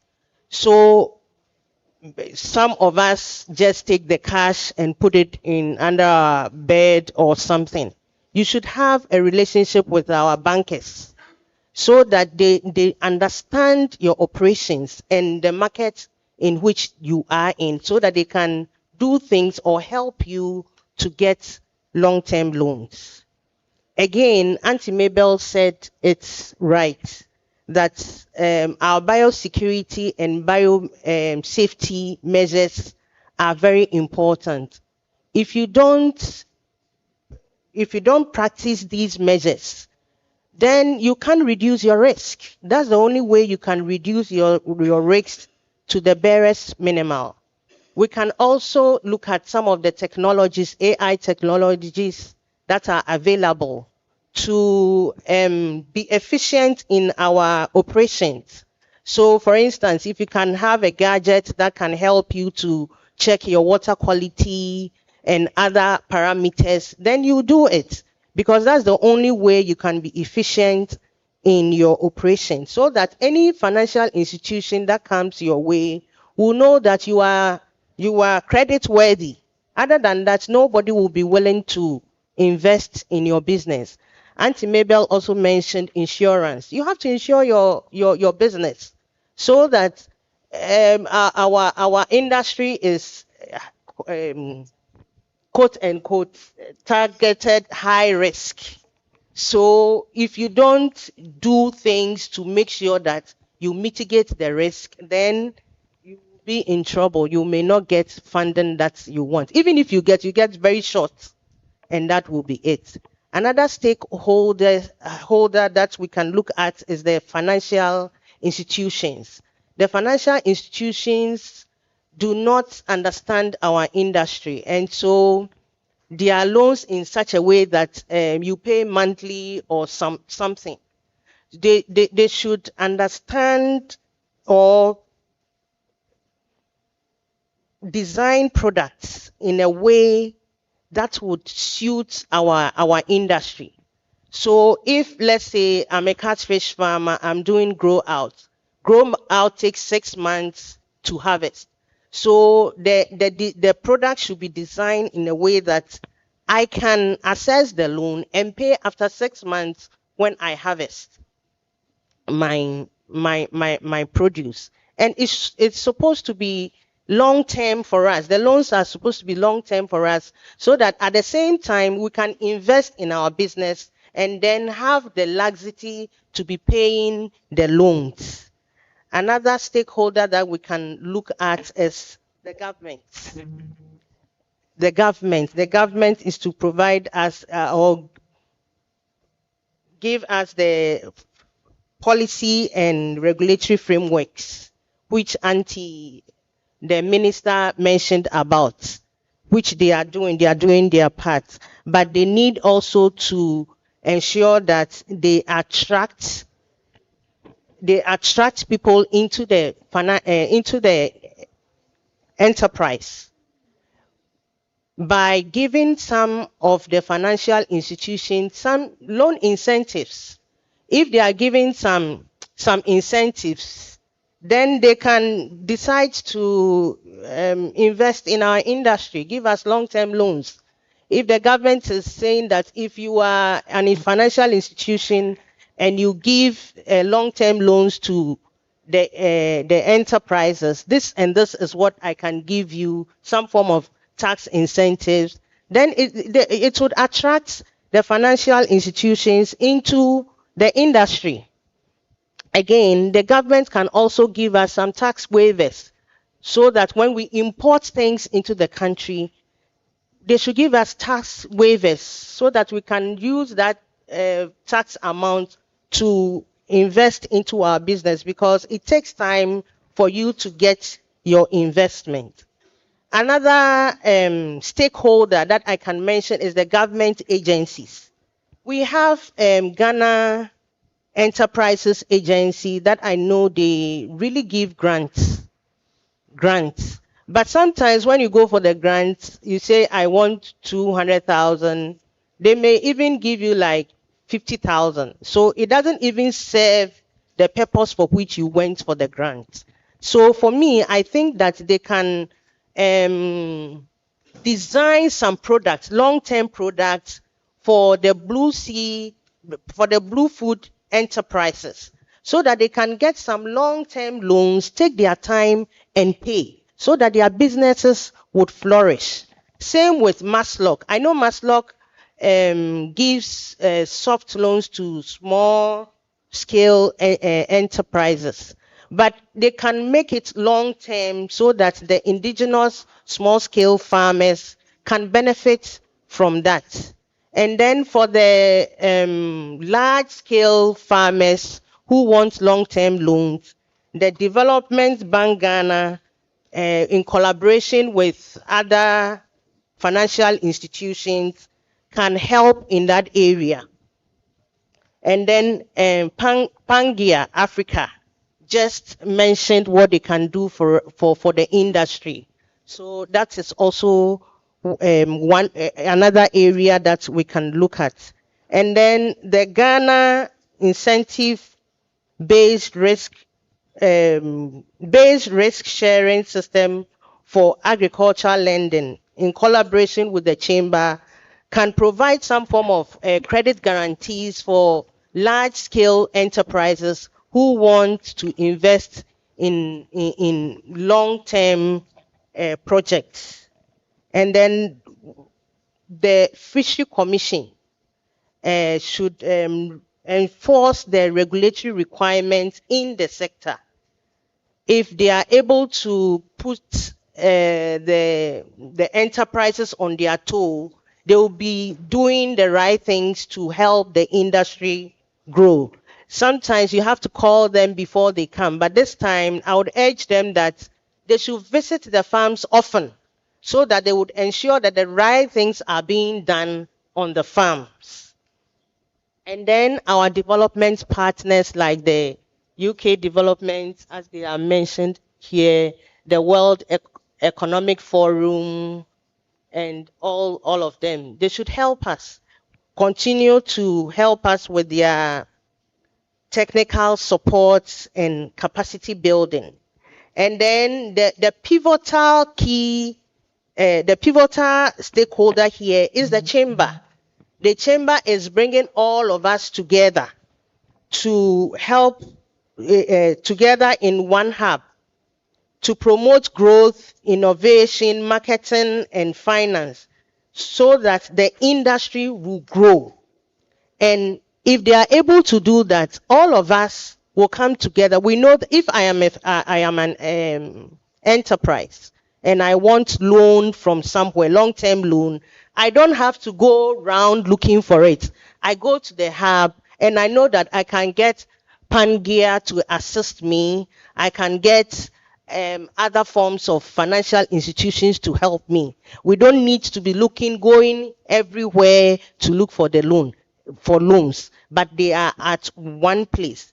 And if we all collectively work together, long-term loans will be easily accessible to all of us. Thank you.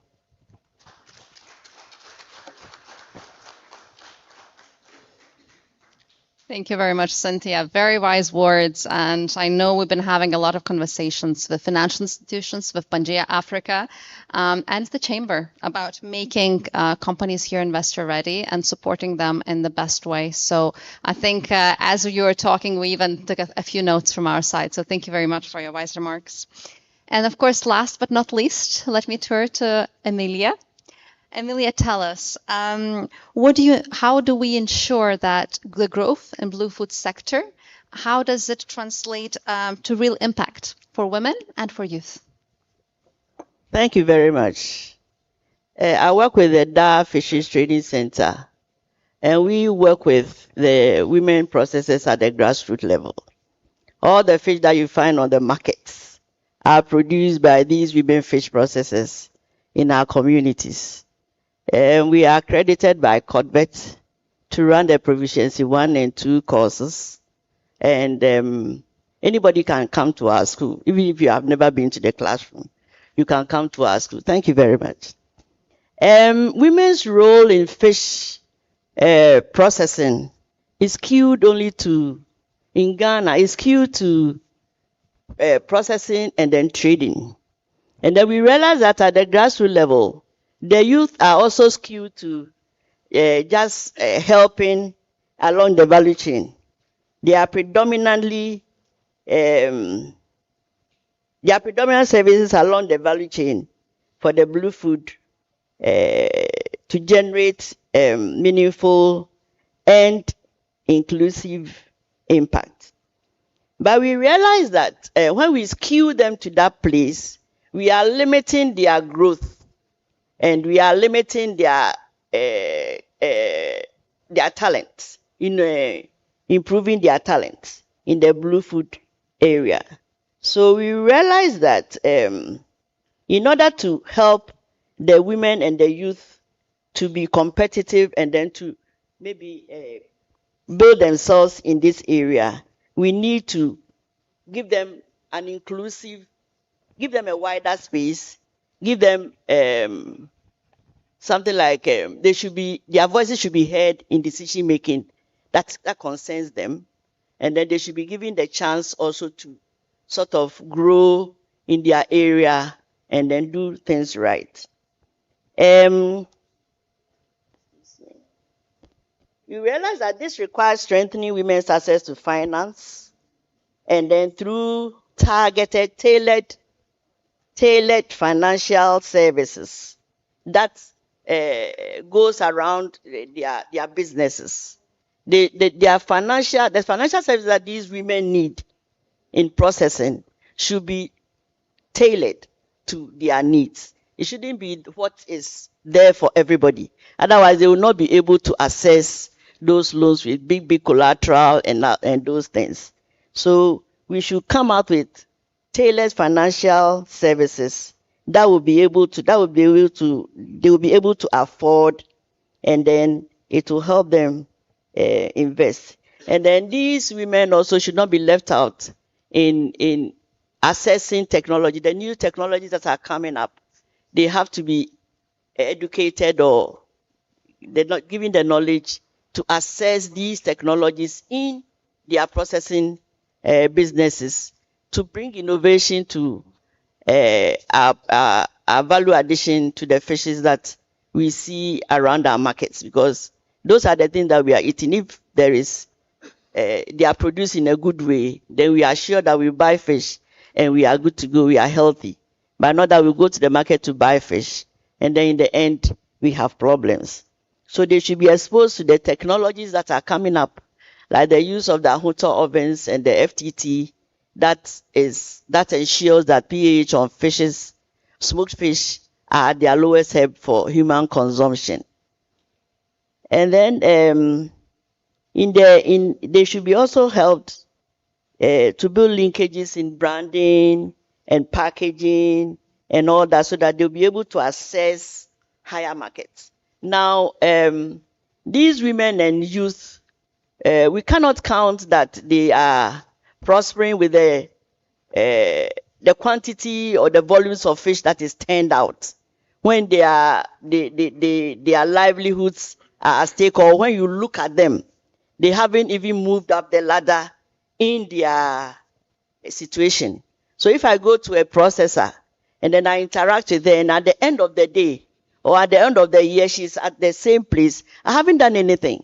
But if I go to her and then she's processing with a barrel oven and her processing center is, excuse me to say, filthy, she doesn't use potable water and all that, and at the end of my interaction with her, she moves out, she has pipe-borne water, she has zoned her processing center, she has a storage place, she has done all that, she's done her health screening every year and all that, then I know that I have helped her.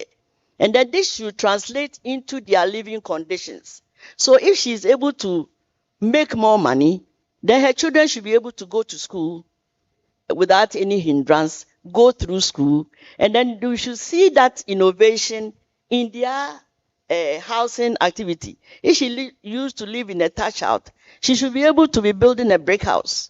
Then you know that the whatever technology or capacity building you are doing for her is what? Improving her lifestyle and then the conditions of her house. But not that we have produced 100 tons of fish and then the people who are handling it are still at the grassroots level, peddling with unsafe water and a whole lot of social vices that rather puts them at risk. So we have to look at these things and then introduce them, build their capacity, especially the youth. Most of the youth want to go into aquaculture, but what happens?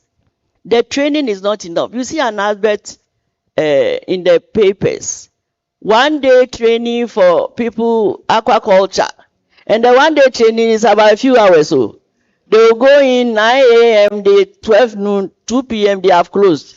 You have been taught all the production this thing of aquaculture, and then they set them up. But you realize that some of these people, what they do is they are there to sell their fingerlings and their cages. So they get these people, put them through 2-3 hours of training, and then we'll give you fingerlings, 100, 200, 300, 500. We'll give you a cage. We'll give you 1 bag of feed. Start. And these people go in, and what happens? The youth who are anxious to get a livelihood for themselves end up being bankrupt. We had a situation in our office when 5 retired teachers were lured into catfish farming. They were not given the right information. So at the end of the day, when the fishes were ready to be sold, they didn't have the market. They didn't know where to market it. They brought it to us, we processed it for them. They wanted us to sell it, but we couldn't do that for them. In the end, they all ran out of it. Their pension was, nowhere to be found. At the end of the day, they were so sad and miserable. We didn't know how to comfort them. Somebody left his fish in our premises for 2 months. He wouldn't come for it because he didn't have the market. Because they were not informed. They were not given the right information. Somebody just told them, oh, you can put your pension into aquaculture and catfish farming and you will get money. So some of them come, and when you ask them, do you have the market? Oh, yes, madam, I have the market. Do you have the market? Oh, I have the market. They will start the fish farming. When the fish is ready, then they'll come back to us. Please market it for. How do I market? I don't market.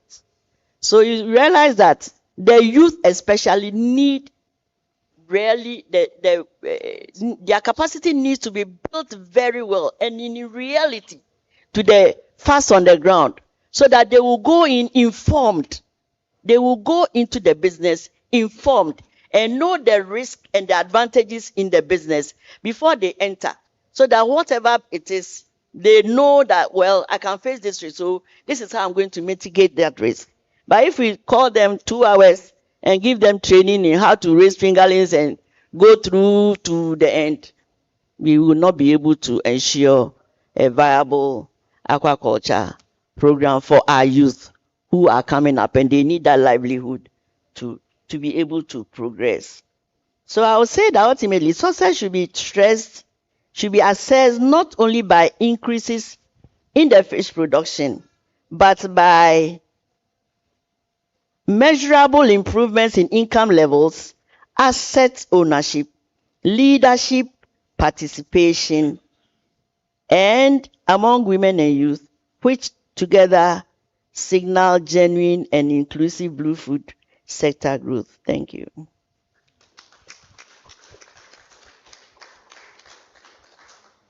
Thank you very much. That's a very fascinating story and something that hopefully the Blue Food Hub can help and support as a source of information and a source of more veritable information for sure. As we're just finishing the panel, we want to give a chance for the audience to ask 1 or 2 questions. We don't have too much time, but if you have 1 or 2 questions, please raise your hand and the mic will come to you.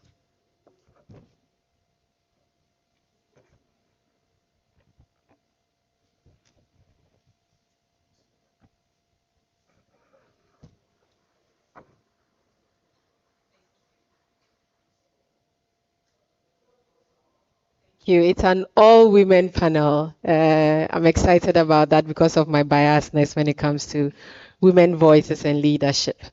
My question goes to Madam Academia. You talked about training and skill development.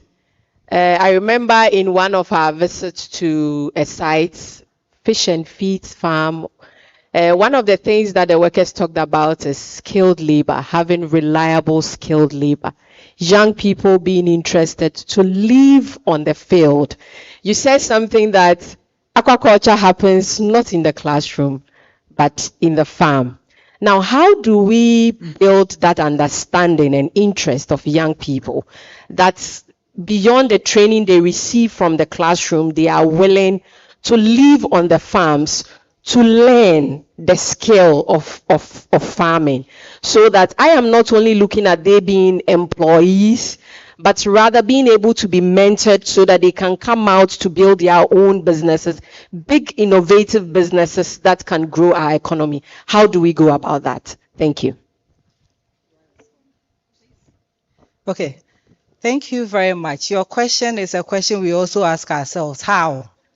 Because we're in an industry where if you come to the university and you tell someone, do fishery science, they'll go like, if I finish, what will I do with it? And so increasingly, you see people running away. I teach a course the first year, and the first question I get is, if I finish, my father says, if I do your course and I finish, what will I do? And so you mentioned something about mentorship. And that is where we have to go, because as I said, in the classroom, we'll give our knowledge. But then it's when they are willing to attend such events to learn. And then when they are willing to do attachments at certain places. I'll use an example. I have some students who are working African golden tilapia. I was surprised. I go there and they're on the field working, and I ask them why. They're like, Madam, what we learned, we wanted to practice. And they are doing so very well on the field. And so for the youth, it's not about in the classroom. They should be willing to learn. And that is one of the challenges, willingness to learn something. If you tell them, go and do an attachment at a farm, it's too far. Where will I go? How will I go there? And will they pay me? They are not willing to learn for free to benefit them. And so we want you to put yourself out there. If I call, oh, there's this opportunity. Okay, madam, where is it? I will go, irrespective of all the other things. But sometimes the youth is fast money, fast everything. And so it's a bit difficult to get them. But with training and with partnerships like this, and with them, their eyes opening to the fact that, because in aquaculture, when we're all in school, we thought that it's about fish farming and then all that. But if you see the varied professions here, you can start from banking and now you're in aquaculture. So once we let them know the opportunities in the sector, I'm sure they'll be willing to learn, and they will have a vibrant population that are in the sector. Thank you very much. So we're perfectly on time now. Okay. I can see one more question. All right, Collins, hello. Go ahead. Yeah, so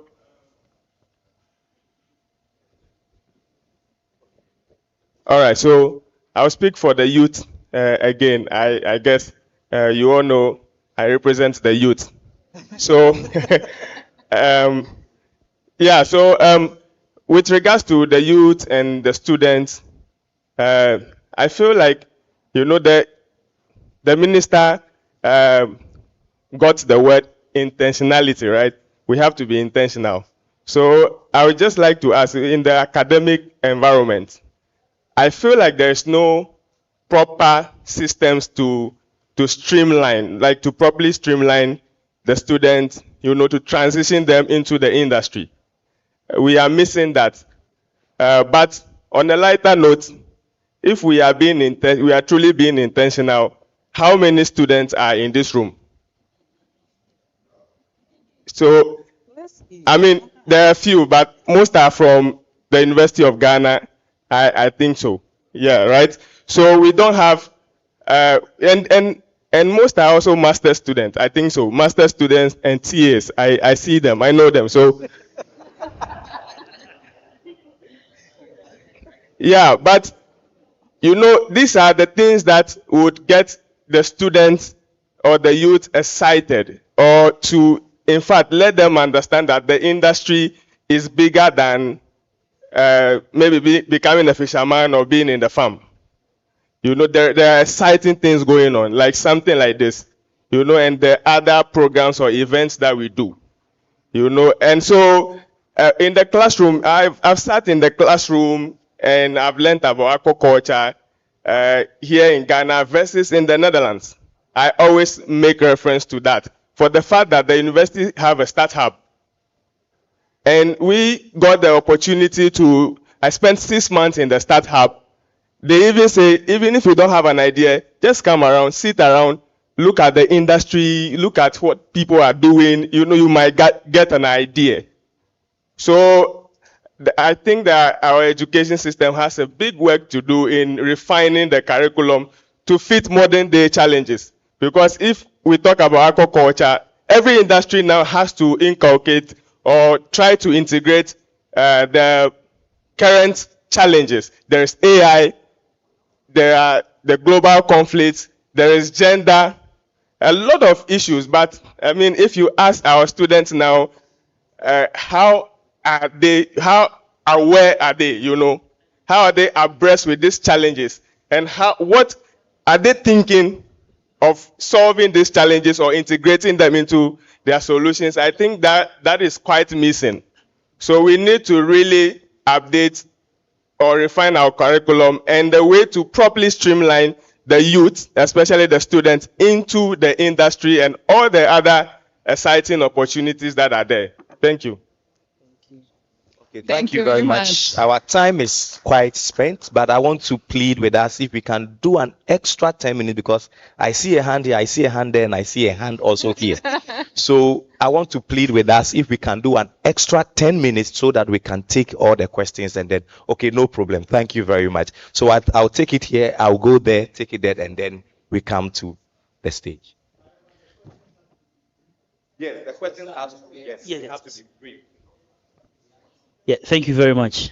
So my name is Isaac Isiakon. I'm a project coordinator for Nature Foundation. I've been a bit into the aquaculture. So the question, that's Fish for Development project feed up in Adentan. I'm from animal research to be precise. So I have a little, in fact, plenty knowledge about that. Now my challenge here is that the person who spoke about financing. Yes, we have two things we are looking at here. One, financing. The farmers getting access to the funds. Which criteria? You're speaking about it, but you also suggested it come down to a level for some period. The funds should be for a period. Here is a twist. There are people who have the finance.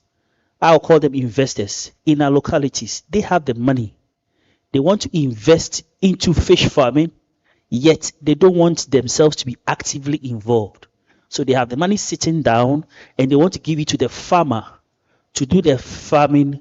At the end of the day, they either share profits or he comes back for his money and his interest. Please, how do we go about this one too? Thank you.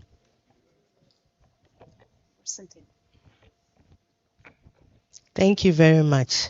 That is why the hub is very, very important, because it is the hub that can bring all of us together. Because if you are in your home and you have money and nobody knows about it, there's nothing that anybody can do about it. But the hub will create an opportunity as a financier to go to the chamber to ask, I have money here. What can I do? Can you link me up with enterprises I can collaborate with them, partner with them, then we share the profit afterwards. So that is why the hub is here. I believe those people who have monies should contact the chamber. They will be incorporated into the hub, and then funding and enterprises and all those stakeholders would know what to do. We can easily meet each other. That's why the hub is there. So if you know of such people, direct them to the chamber so that the chamber can help with that. Thank you. Thank you very much, Cynthia. And let's also answer a question on the youth and skills. Rebecca, would you like to take it? Yeah, I wanted to just add my little bits about us young people getting involved in aquaculture activities or jobs after university. I will start with one insight. The youth population of Ghana and Africa is the most fastest growing population. That's number one. Number two, we are expected to consume about 22 to 28 kilograms of fish every day. So if you are a young person and you have this data, this is an opportunity, because at the end of the day, we the producers, we are not able to meet the 720,000 metric tons that we have to produce. So we have to, the country is relying on import heavily for fish protein, knowing that all of us here, if we do not eat 5 kg of tilapia, I know for a fact that we eat fish every day. We eat fish any form it is, if it is sardine, smoked tuna, tilapia. At the end of every Sunday, somebody has eaten fish. regardless. And when the data is there, the data proves that we are the ones eating the fish. So if you know that we are the ones eating the fish and you don't get involved, then you are not going to play your part after school. You should be interested in researching. I am doing marketing, but I didn't start with marketing. I started with admin, and then I moved to marketing. And I'm getting more interested and involved in the aquaculture sector because I cannot know about all those things and not get myself involved. I like fish very much. I want to know where the fish I'm eating comes from. I want to know how it can be transformed. I've tried fish chips. I've tried sausages. If not for my interest, I wouldn't have found out that Madam Mabel here is doing amazing stuff with fish. So if you're a young student out there, I would say that first of all, you need to invest in your curiosity. And I'm going to bring out Tropo Farms here and say that we do have collaboration with universities. We have students who live UDS in Tamale all the way to our farming in Pakadan. These students live all the way from the north to the eastern region just to come and have a practical knowledge about fish farming. Some of them stay, some of them are recruited, some of them do want to have extensive knowledge, so they go to other farms or they go abroad to learn more about aquaculture. And then we hope that they don't stay abroad. We hope that they come back and then they serve Ghana as far as producing the 720,000 metric tons is concerned. So you also have to play your bits. If you ask for us at Tropo Farm, most of us are young. A lot of us are young. On the lake, you'll be surprised to see people that are as young as 18 years old because they are curious about whatever they are doing on the lake. And it's a very, very, very passionate field to go into. There is Wi-Fi. There is, Atimpoku is a lovely town. Pakadan is a lovely community. So first of all, why are you doing fisheries and aquaculture degrees if you are not even interested in it? Because it's not about somebody has told you that you are coming to make 1 million if you go and open your farm. Where does it start from? The farm doesn't start from getting fingerlings, putting it in the lake and expecting somebody else to take over, sell your product for you, market your product for you. No. There's so many jobs, there's so many skills that are required in aquaculture. And unfortunately, we have to rely on people outside to do those things when we know that it is something that can be done by Ghanaian in Ghana, but nobody is interested. So everything is there for young people to venture into aquaculture or get recruited by a company like Tropo Farms. But at the end of the day, is the young person. What do you want and why are you studying what you are studying in the first place? So I'm just going to close by saying that if you are interested and you want to have a practical internship with Tropo Farms, please, you can see me after today and then we'll see how we can do it. Thank you. Perfect. That's really wonderful. Dr. Collins, are we doing one more question or are we ready to close the panel? Fantastic. Let's go ahead. Good afternoon. My question is again to the academician madam there and all the academicians sitting here. You've been talking about blue seafood innovations and industry growing like that.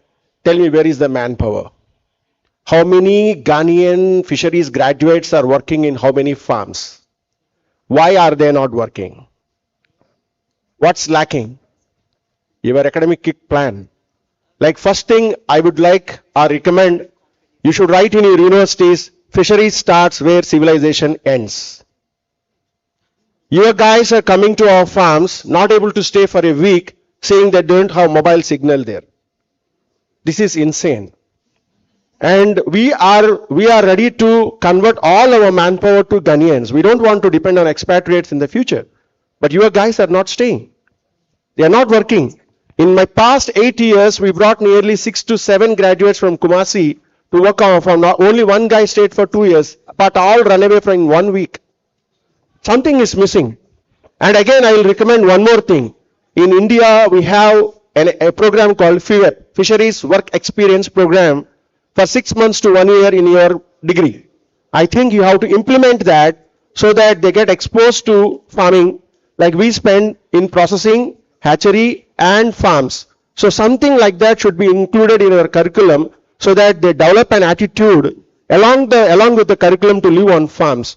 Otherwise, this is a big shortage, big failure. And I remember like one student visited our farm and we asked her like an empty pond, what are the, like, you know, small breeding pools there. We asked her what are they. She said, did any elephant came here?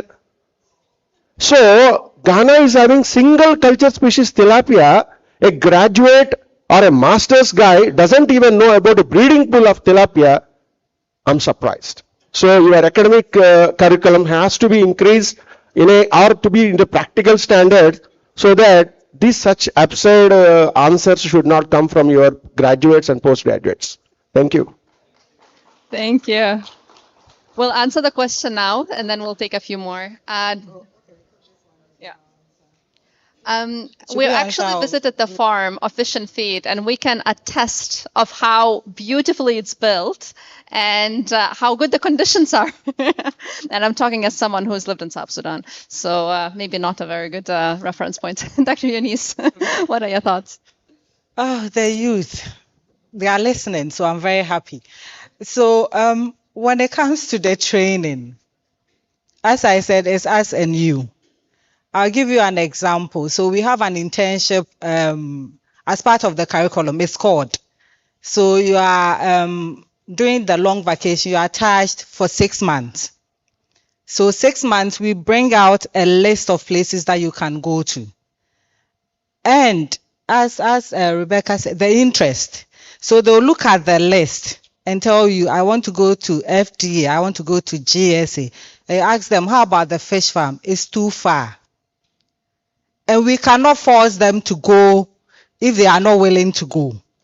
So we try, we let them come for these events. We teach them, we bring industry people to talk to them. But again, it's interest. They see fish farming as something that is out there, that is okay. So for most of them, if I don't get anything to do, then I'll go and then get a job in the fish farming sector. And so they'll say, oh, I'll be there, and then someone without, we have in the department, we have marine science and then fisheries. So a marine science will come and say, Doc, I want to do something in aquaculture. And I say, okay, where's the background? Oh, but I'm in the department, so I know a bit about it. So when you get such questions, it's likely to happen because, again, it's the training. So we do our bit, but that's why we encourage these attachments. I know students that every vacation, they come for a letter and say, I want to go to this place or that place to learn. So some are really into it and learning. Others, so I apologize on behalf of our students for such questions. The solution. I'll give solution. But the other side of the coin too is that how many big fish farming do we have in the country? Because if every year you are churning out how many students, how are they being absorbed into the industry? So your best bet is to go on your own. Yes, that is also another hurdle that you have to jump because then you need capital. 1 cage, if you have to put 1 cage, the farmers here, how much do you need for maybe... No, to completion, 4,000. 4,000 cedis or dollars. That is small. It's possible. Okay, it's possible. Okay.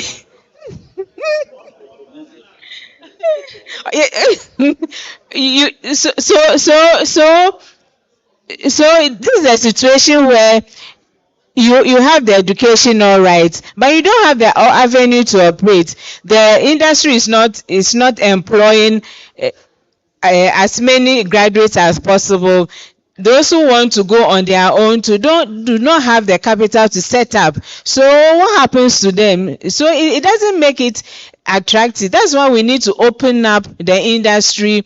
If the farms are growing, when I was in the fish farming, I was employing only 1 person and then a watchman because in the night I don't want anybody to go and steal my farm. But if you have an average of 5, 10 farms, each farm employing them, then you know that these graduates coming out are also going to be employed. So as for the solution, maybe we'll just try and put it on the hub. That is why the hub is here. We need to we need to come up with all these problems and find workable solutions to it.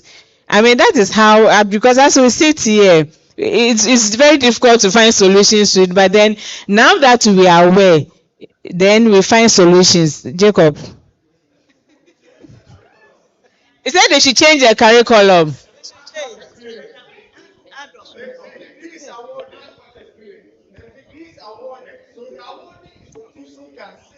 Yes. Sure. Correct. That should be it.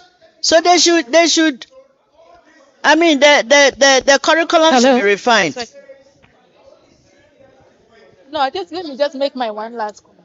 So please, can I make a contribution to this? All right. So I believe the answers rest with us here.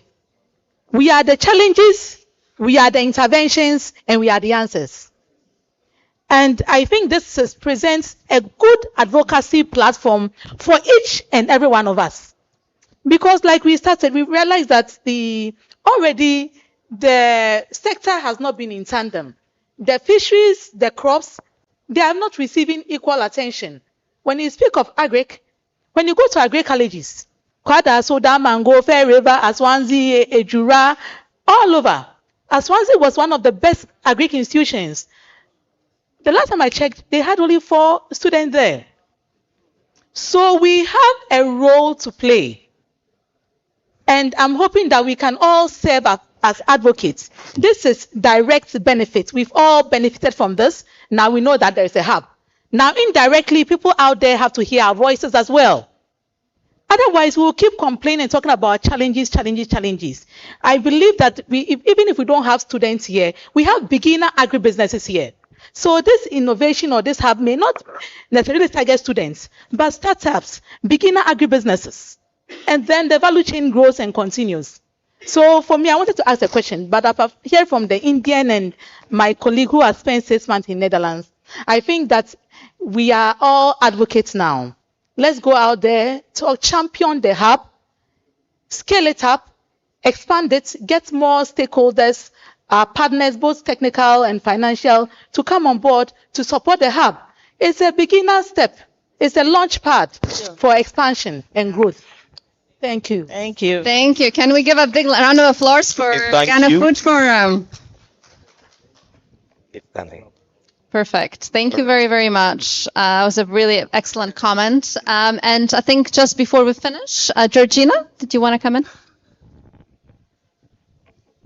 Thank you so much for all the input. So I wanted to talk about this from the lecturer or the teacher's angle, in the sense that oftentimes we tell people that, okay, go and work on this farm, go and work on X farm.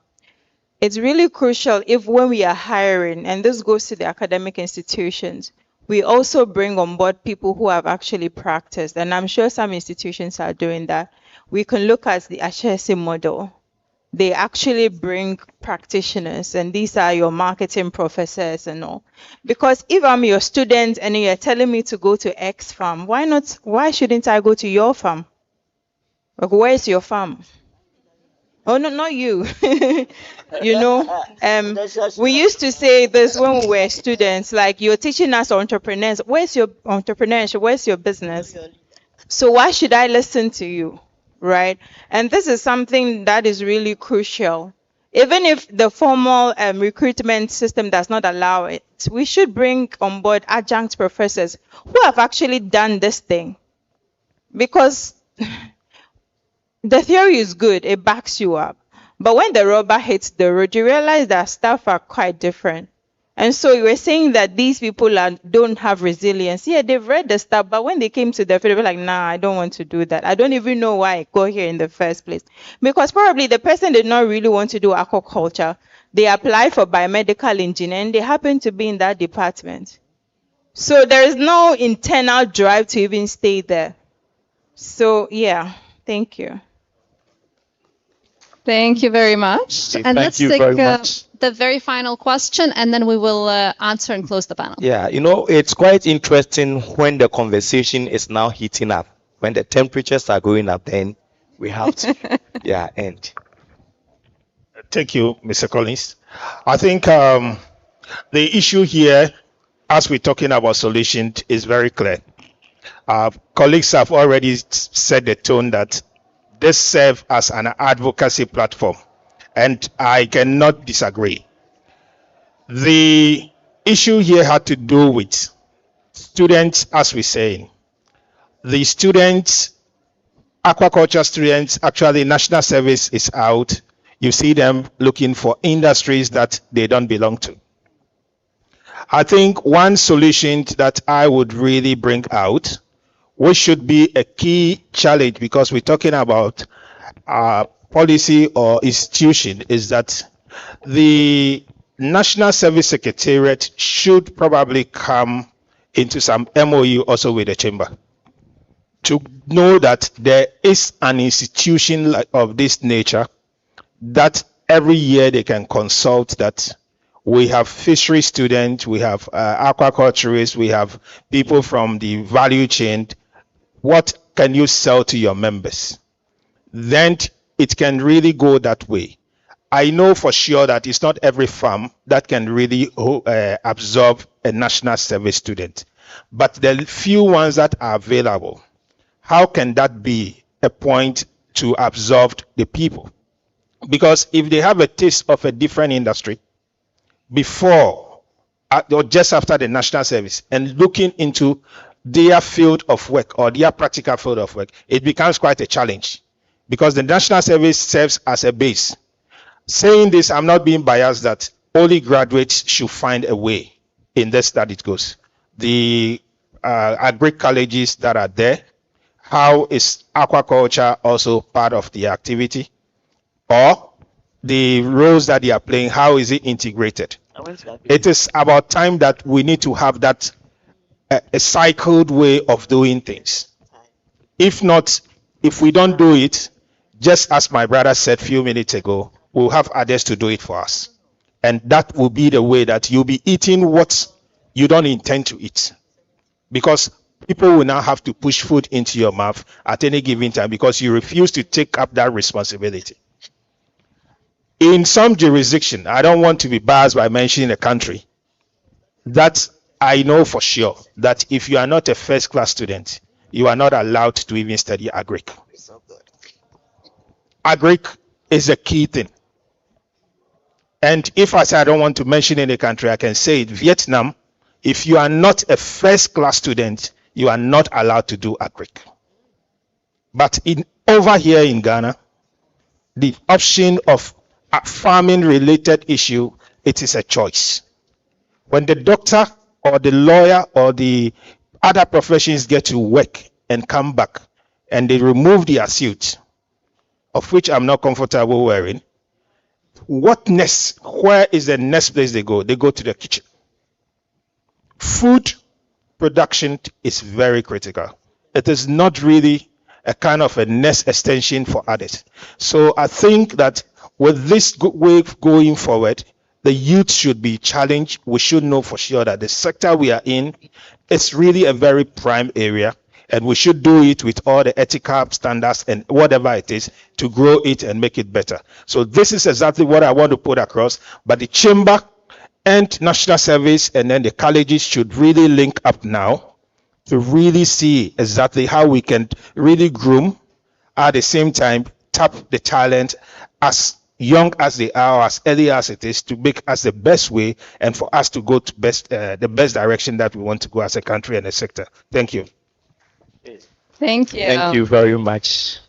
Camille, I'm receiving a lot of signs to allow one comment, only one from here, and then we will end. Please go ahead. Okay. Thank you very much. My name is Peter Asidu. I'm the Executive Director for Nature Foundation. We are also a youth-led group into coastal management and youth and women in agriculture. Recently, on the 15th of November, we had a program with the Department of Marine and Fisheries Department at University of Ghana. We visited Shama, and then we went to Shama SHS. They asked for very one basic need, that is a fish pond. A fish pond. This brings our integration of practical innovations in our SHS. Why do we even have to let people from SHS to universities go out after studying agric without having the interaction with what they study? So I'm happy that we had the 10 million fund that we are trying to get.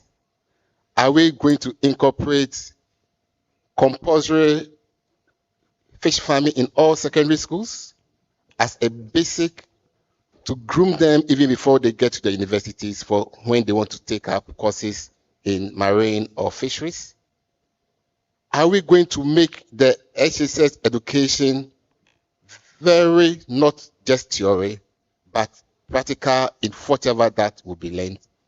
Because these are people that they have the space.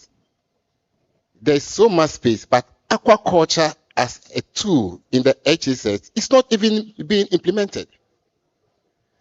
And when we talk of aquaculture now, we shouldn't just limit it to a big industry.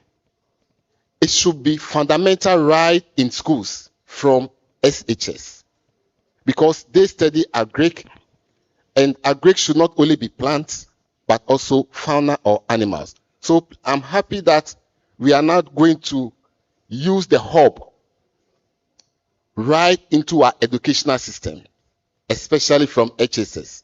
I'm not even thinking of the universities, because the universities is a tertiary level that should even know much into research to make it much practicable. But from the HSS, if they are able to know whatever that it goes into it, how many HSS do we have in the country? If they are to produce fish, I tell you that the feeding programs that the government has instituted is going to be a thump up, because most schools don't even have the right nutrition to feed their schools. They don't have it. Yet there is available land. There's available land in all schools. And the little I've come to learn about this aquaculture is that the waste from these ponds can be used to irrigate farms as some form of nutrients to raise vegetables. So just as you release your water from your ponds, it's going to your farms, and it's also nourishing your farm vegetables. So you are using one stone to kill two birds. And this is what I want to encourage us, that please let our schools, HSS, I want to put the 24-hour economy into a challenge. The money that's come into the 24-hour economy, the students are there. They run 24-hour education. Go and put the structures there and let them experience practical aquaculture, and make the feeding of these students also add up to the lessons that they are putting up for future, not only for their minds, but also for the communities that they live in. I tell you, when they leave the schools and they don't even go to universities, they will tell their mothers, please, if it's my birthday, don't go and buy me an iPhone. Go and build a fish pond for me, and that is where I'll start my business. Thank you very much. Thank you very much. I wish we could continue, but unfortunately, our time is fast spent and we have to end. So please, I think we will have another forum where we can really discuss these matters into detail to find the necessary intervention. I want to hand over to the moderator for the panel. Thank you very much. I absolutely appreciate all the questions from the floor, and I'm sure the panelists do as well. I'm quite impressed by the breadth of topics we've covered. We've talked about the quality and standards of the fisheries, the inputs in terms of fingerlings, the skills, a lot about the skills and education and willingness to go to places that may be not as easy to go to, and the willingness to learn. And whose responsibility it is. And I think in some ways, we're very happy to hear these conversations because that's where we want these conversations to happen in the Blue Food Innovation Hub. So it's been really, really exciting. I want to appreciate a lot each and every of our esteemed panelists for their wonderful contributions. Please give a huge round of applause for them.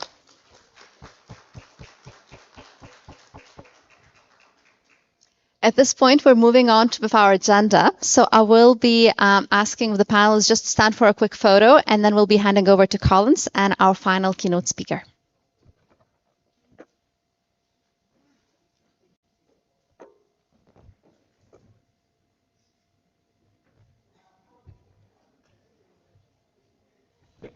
Okay, so after the group photo with the panel, we will take our closing remarks from the chairman of the event, Dr.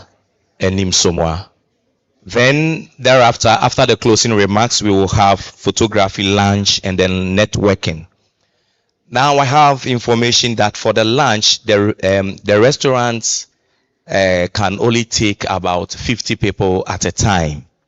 So I want to encourage that when we close, you will be handed over some food coupons, which you will take to the restaurant. So I would encourage that we let the key partners and a few of us who can get there.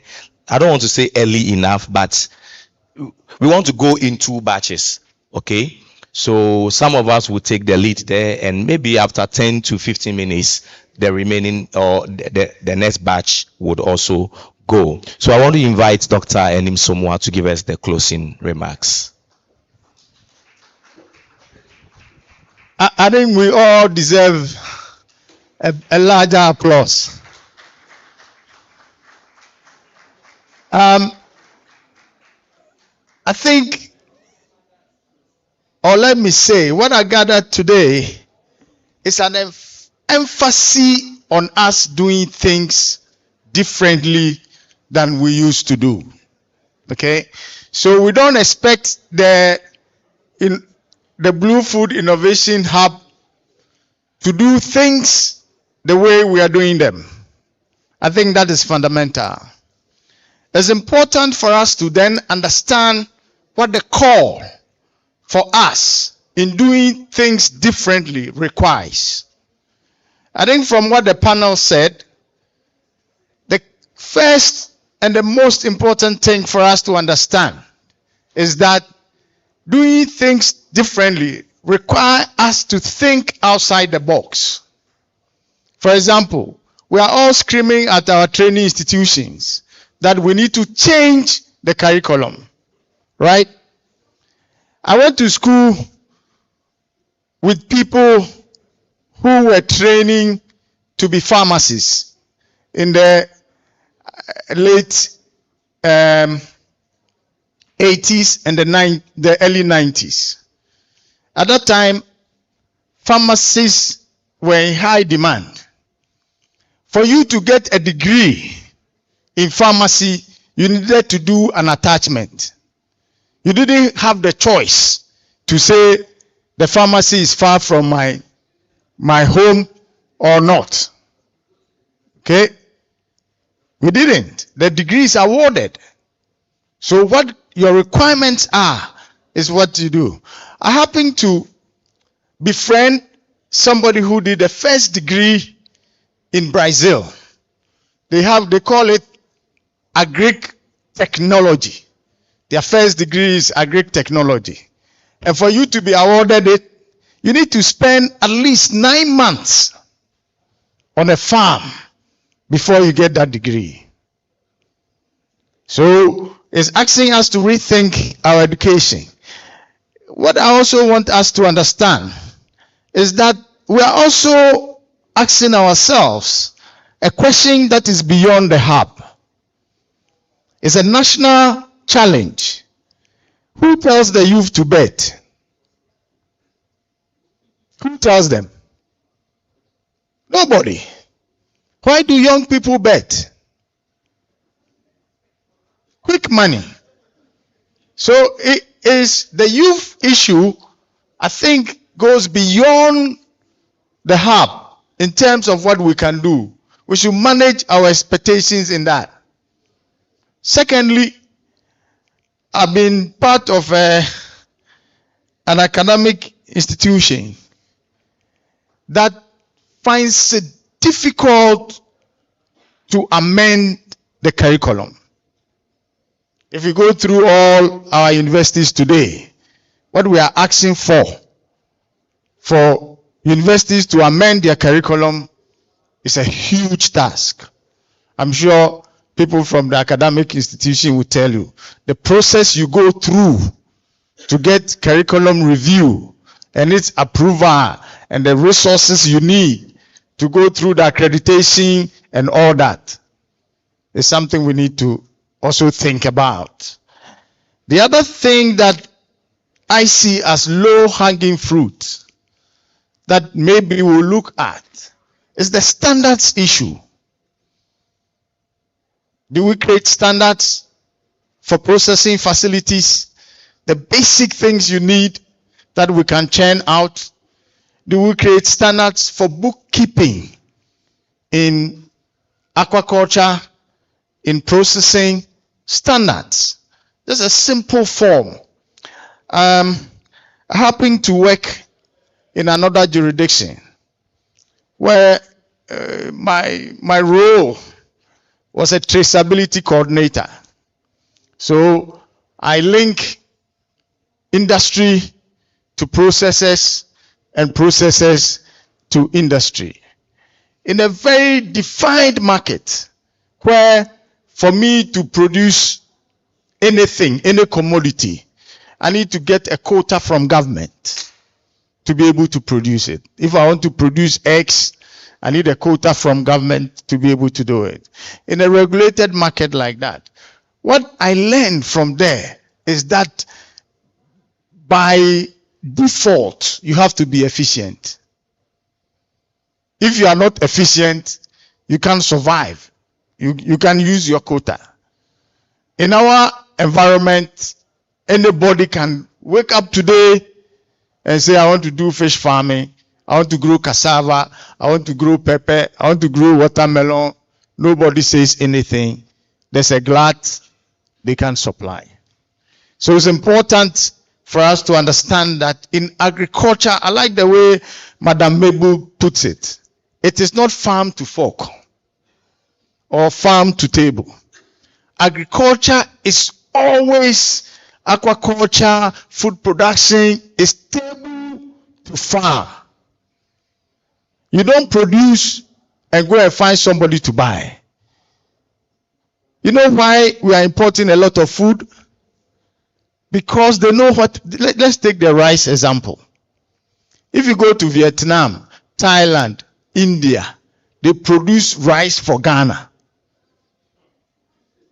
and for West Africa. Why? They know we have a peculiar taste for rice. We want it packaged in a certain way. So they do that for us. When we grow rice, we have to anytime. Well, the moment you grow the rice in Ghana, it means you have to make noise about it to sell. Right? But the rice that is grown in Vietnam, Thailand, when they hit our markets, I don't need to make any noise about it. Why? It's not perfume rice. The rice is grown by information they have about what you want to eat. And they grow it for you. Our hierarchy of needs. So they target it to our needs. That is why it's important. Let's take the chicken. Why are we not able to produce chicken and sell in Ghana? The price point. So the other people produce chicken that can meet our price point. They have the system set in place. I was surprised. I did some work on chicken imports in this country.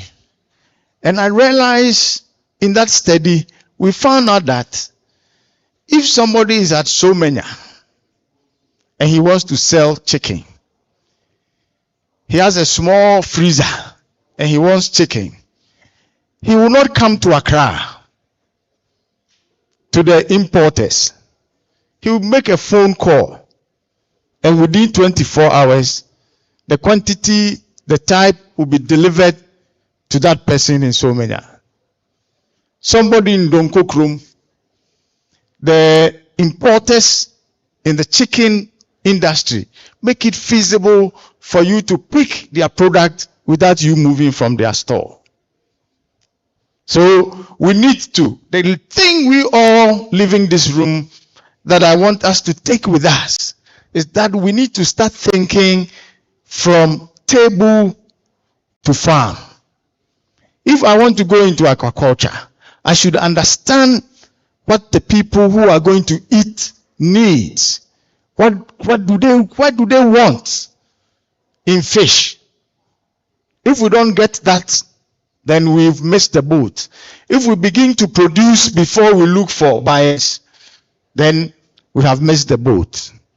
The other thing that came across that we need to look at is how do we access finance? Every time we talk about access to finance, it's as if somebody has to create the access for us. I think what I've learned today from this discussion is that access to finance have some basic requirements. First, bookkeeping.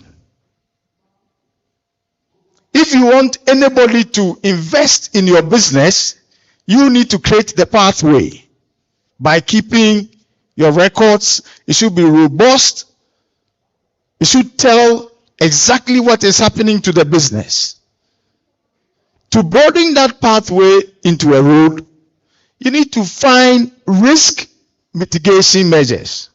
It's not good enough for you to just have the records, but you should also have in place in your business how you mitigate risk.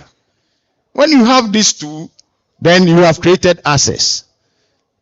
Access to finance is not created by somebody. I want to repeat myself.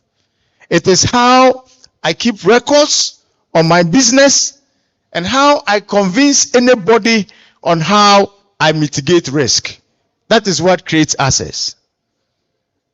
So if we don't do this, no matter how we trumpet it, I think is one of the main challenges with financing agriculture in this country. That is why the banks say it's non-performing, it's high risk, it's all that. We, the operators, we, the people who need the financing, we have blocked the access. So we need to open up that access by finding robust records and making sure we understand the risk associated with our business, and we have put in mitigation measures. The other thing that I also learned is that aquaculture is a science, right? If I don't get the science right, whatever I do cannot make it profitable. So it's important we pick the science, we get the skills, and we are able to do it properly. One of the things is interesting. I was excited they were all women.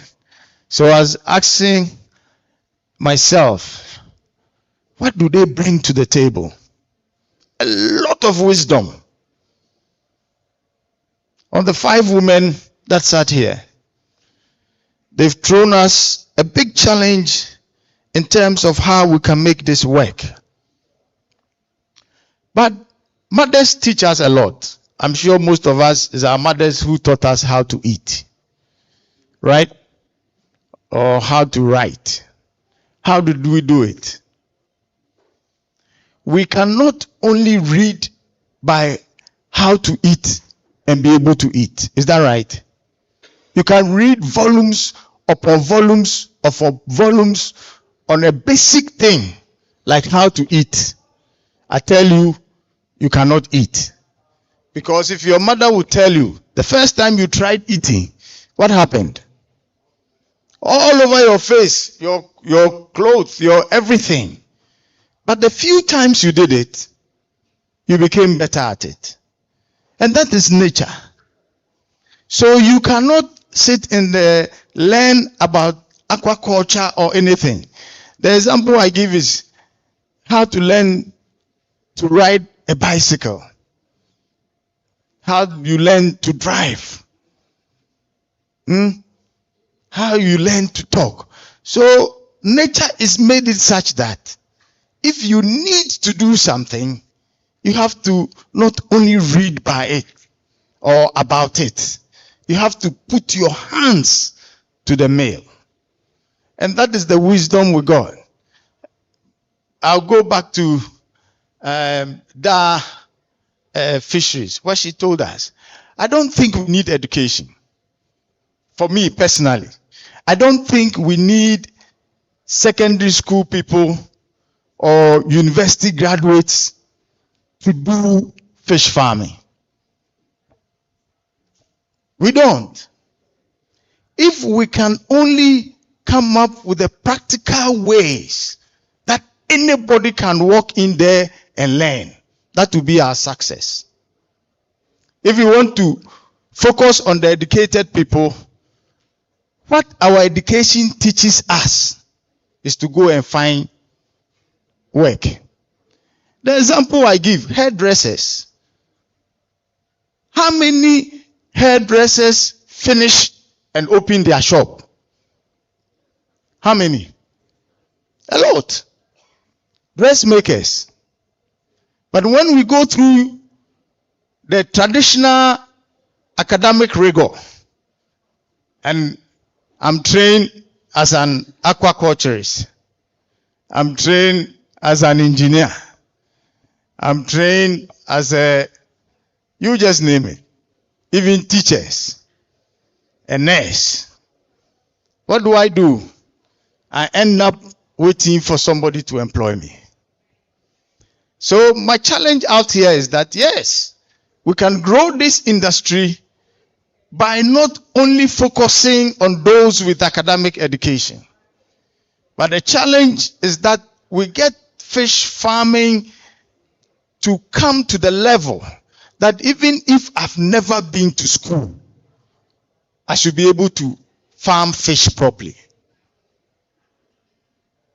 It's important we take, for me, this is what I would want us to take with us.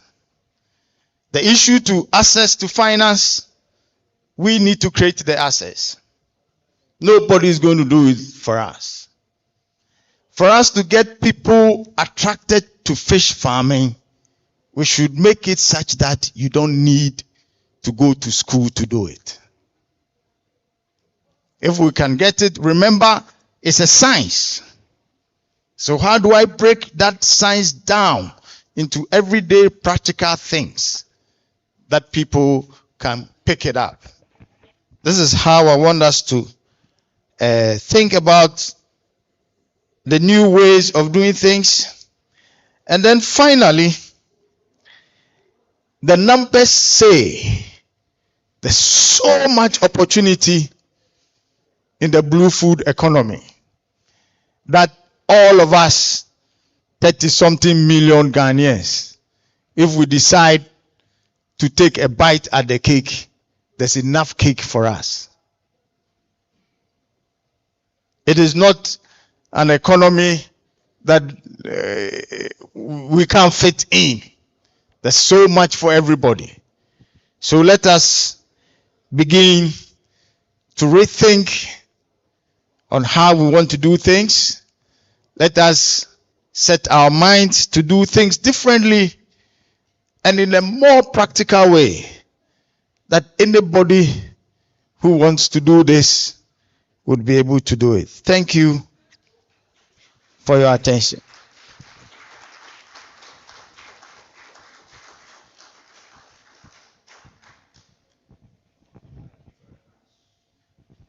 Dr. Enim Somwa for those closing remarks. So all too soon, we have come to the end of our launch event for the Blue Food Innovation Hub. So before we go for lunch, we would want to take a group photo on the stage here. Then after that, we move out for the lunch. So please, I want all of us to come. Let's organize ourselves in front here, and then we take the group photo quickly. Then we move out for the lunch. Like I said earlier, the restaurant can take 50 people at a time. So I would encourage that we let the partners, the panel, and a few of us who can go early, we go early, we take it, and then the next batch can also follow. Thank you. Then the advisory board members, you have a quick meeting just after when we end, or just after the photograph, we have a quick meeting before we go for lunch. Thank you very much. So please, let's come up stage here quickly, organize ourselves. We take the group photo, then we move out.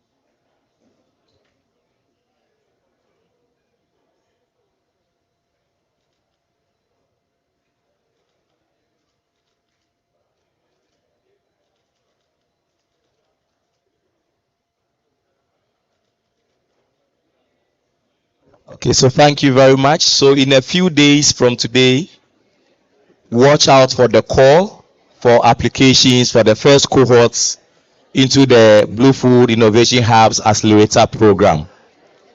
In a few days, the call for applications to admit the first cohorts into the Accelerator program would come out. So please watch out for it, and when you see it, if you know somebody you want to encourage to apply, you tell them to apply.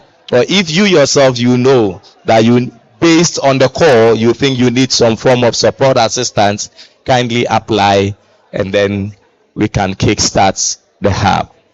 Thank you very much for your time. It's 1:18 p.m. We are so grateful. We thank you for spending your morning and early afternoon with us here for the launch of the Blue Food Innovation Hub.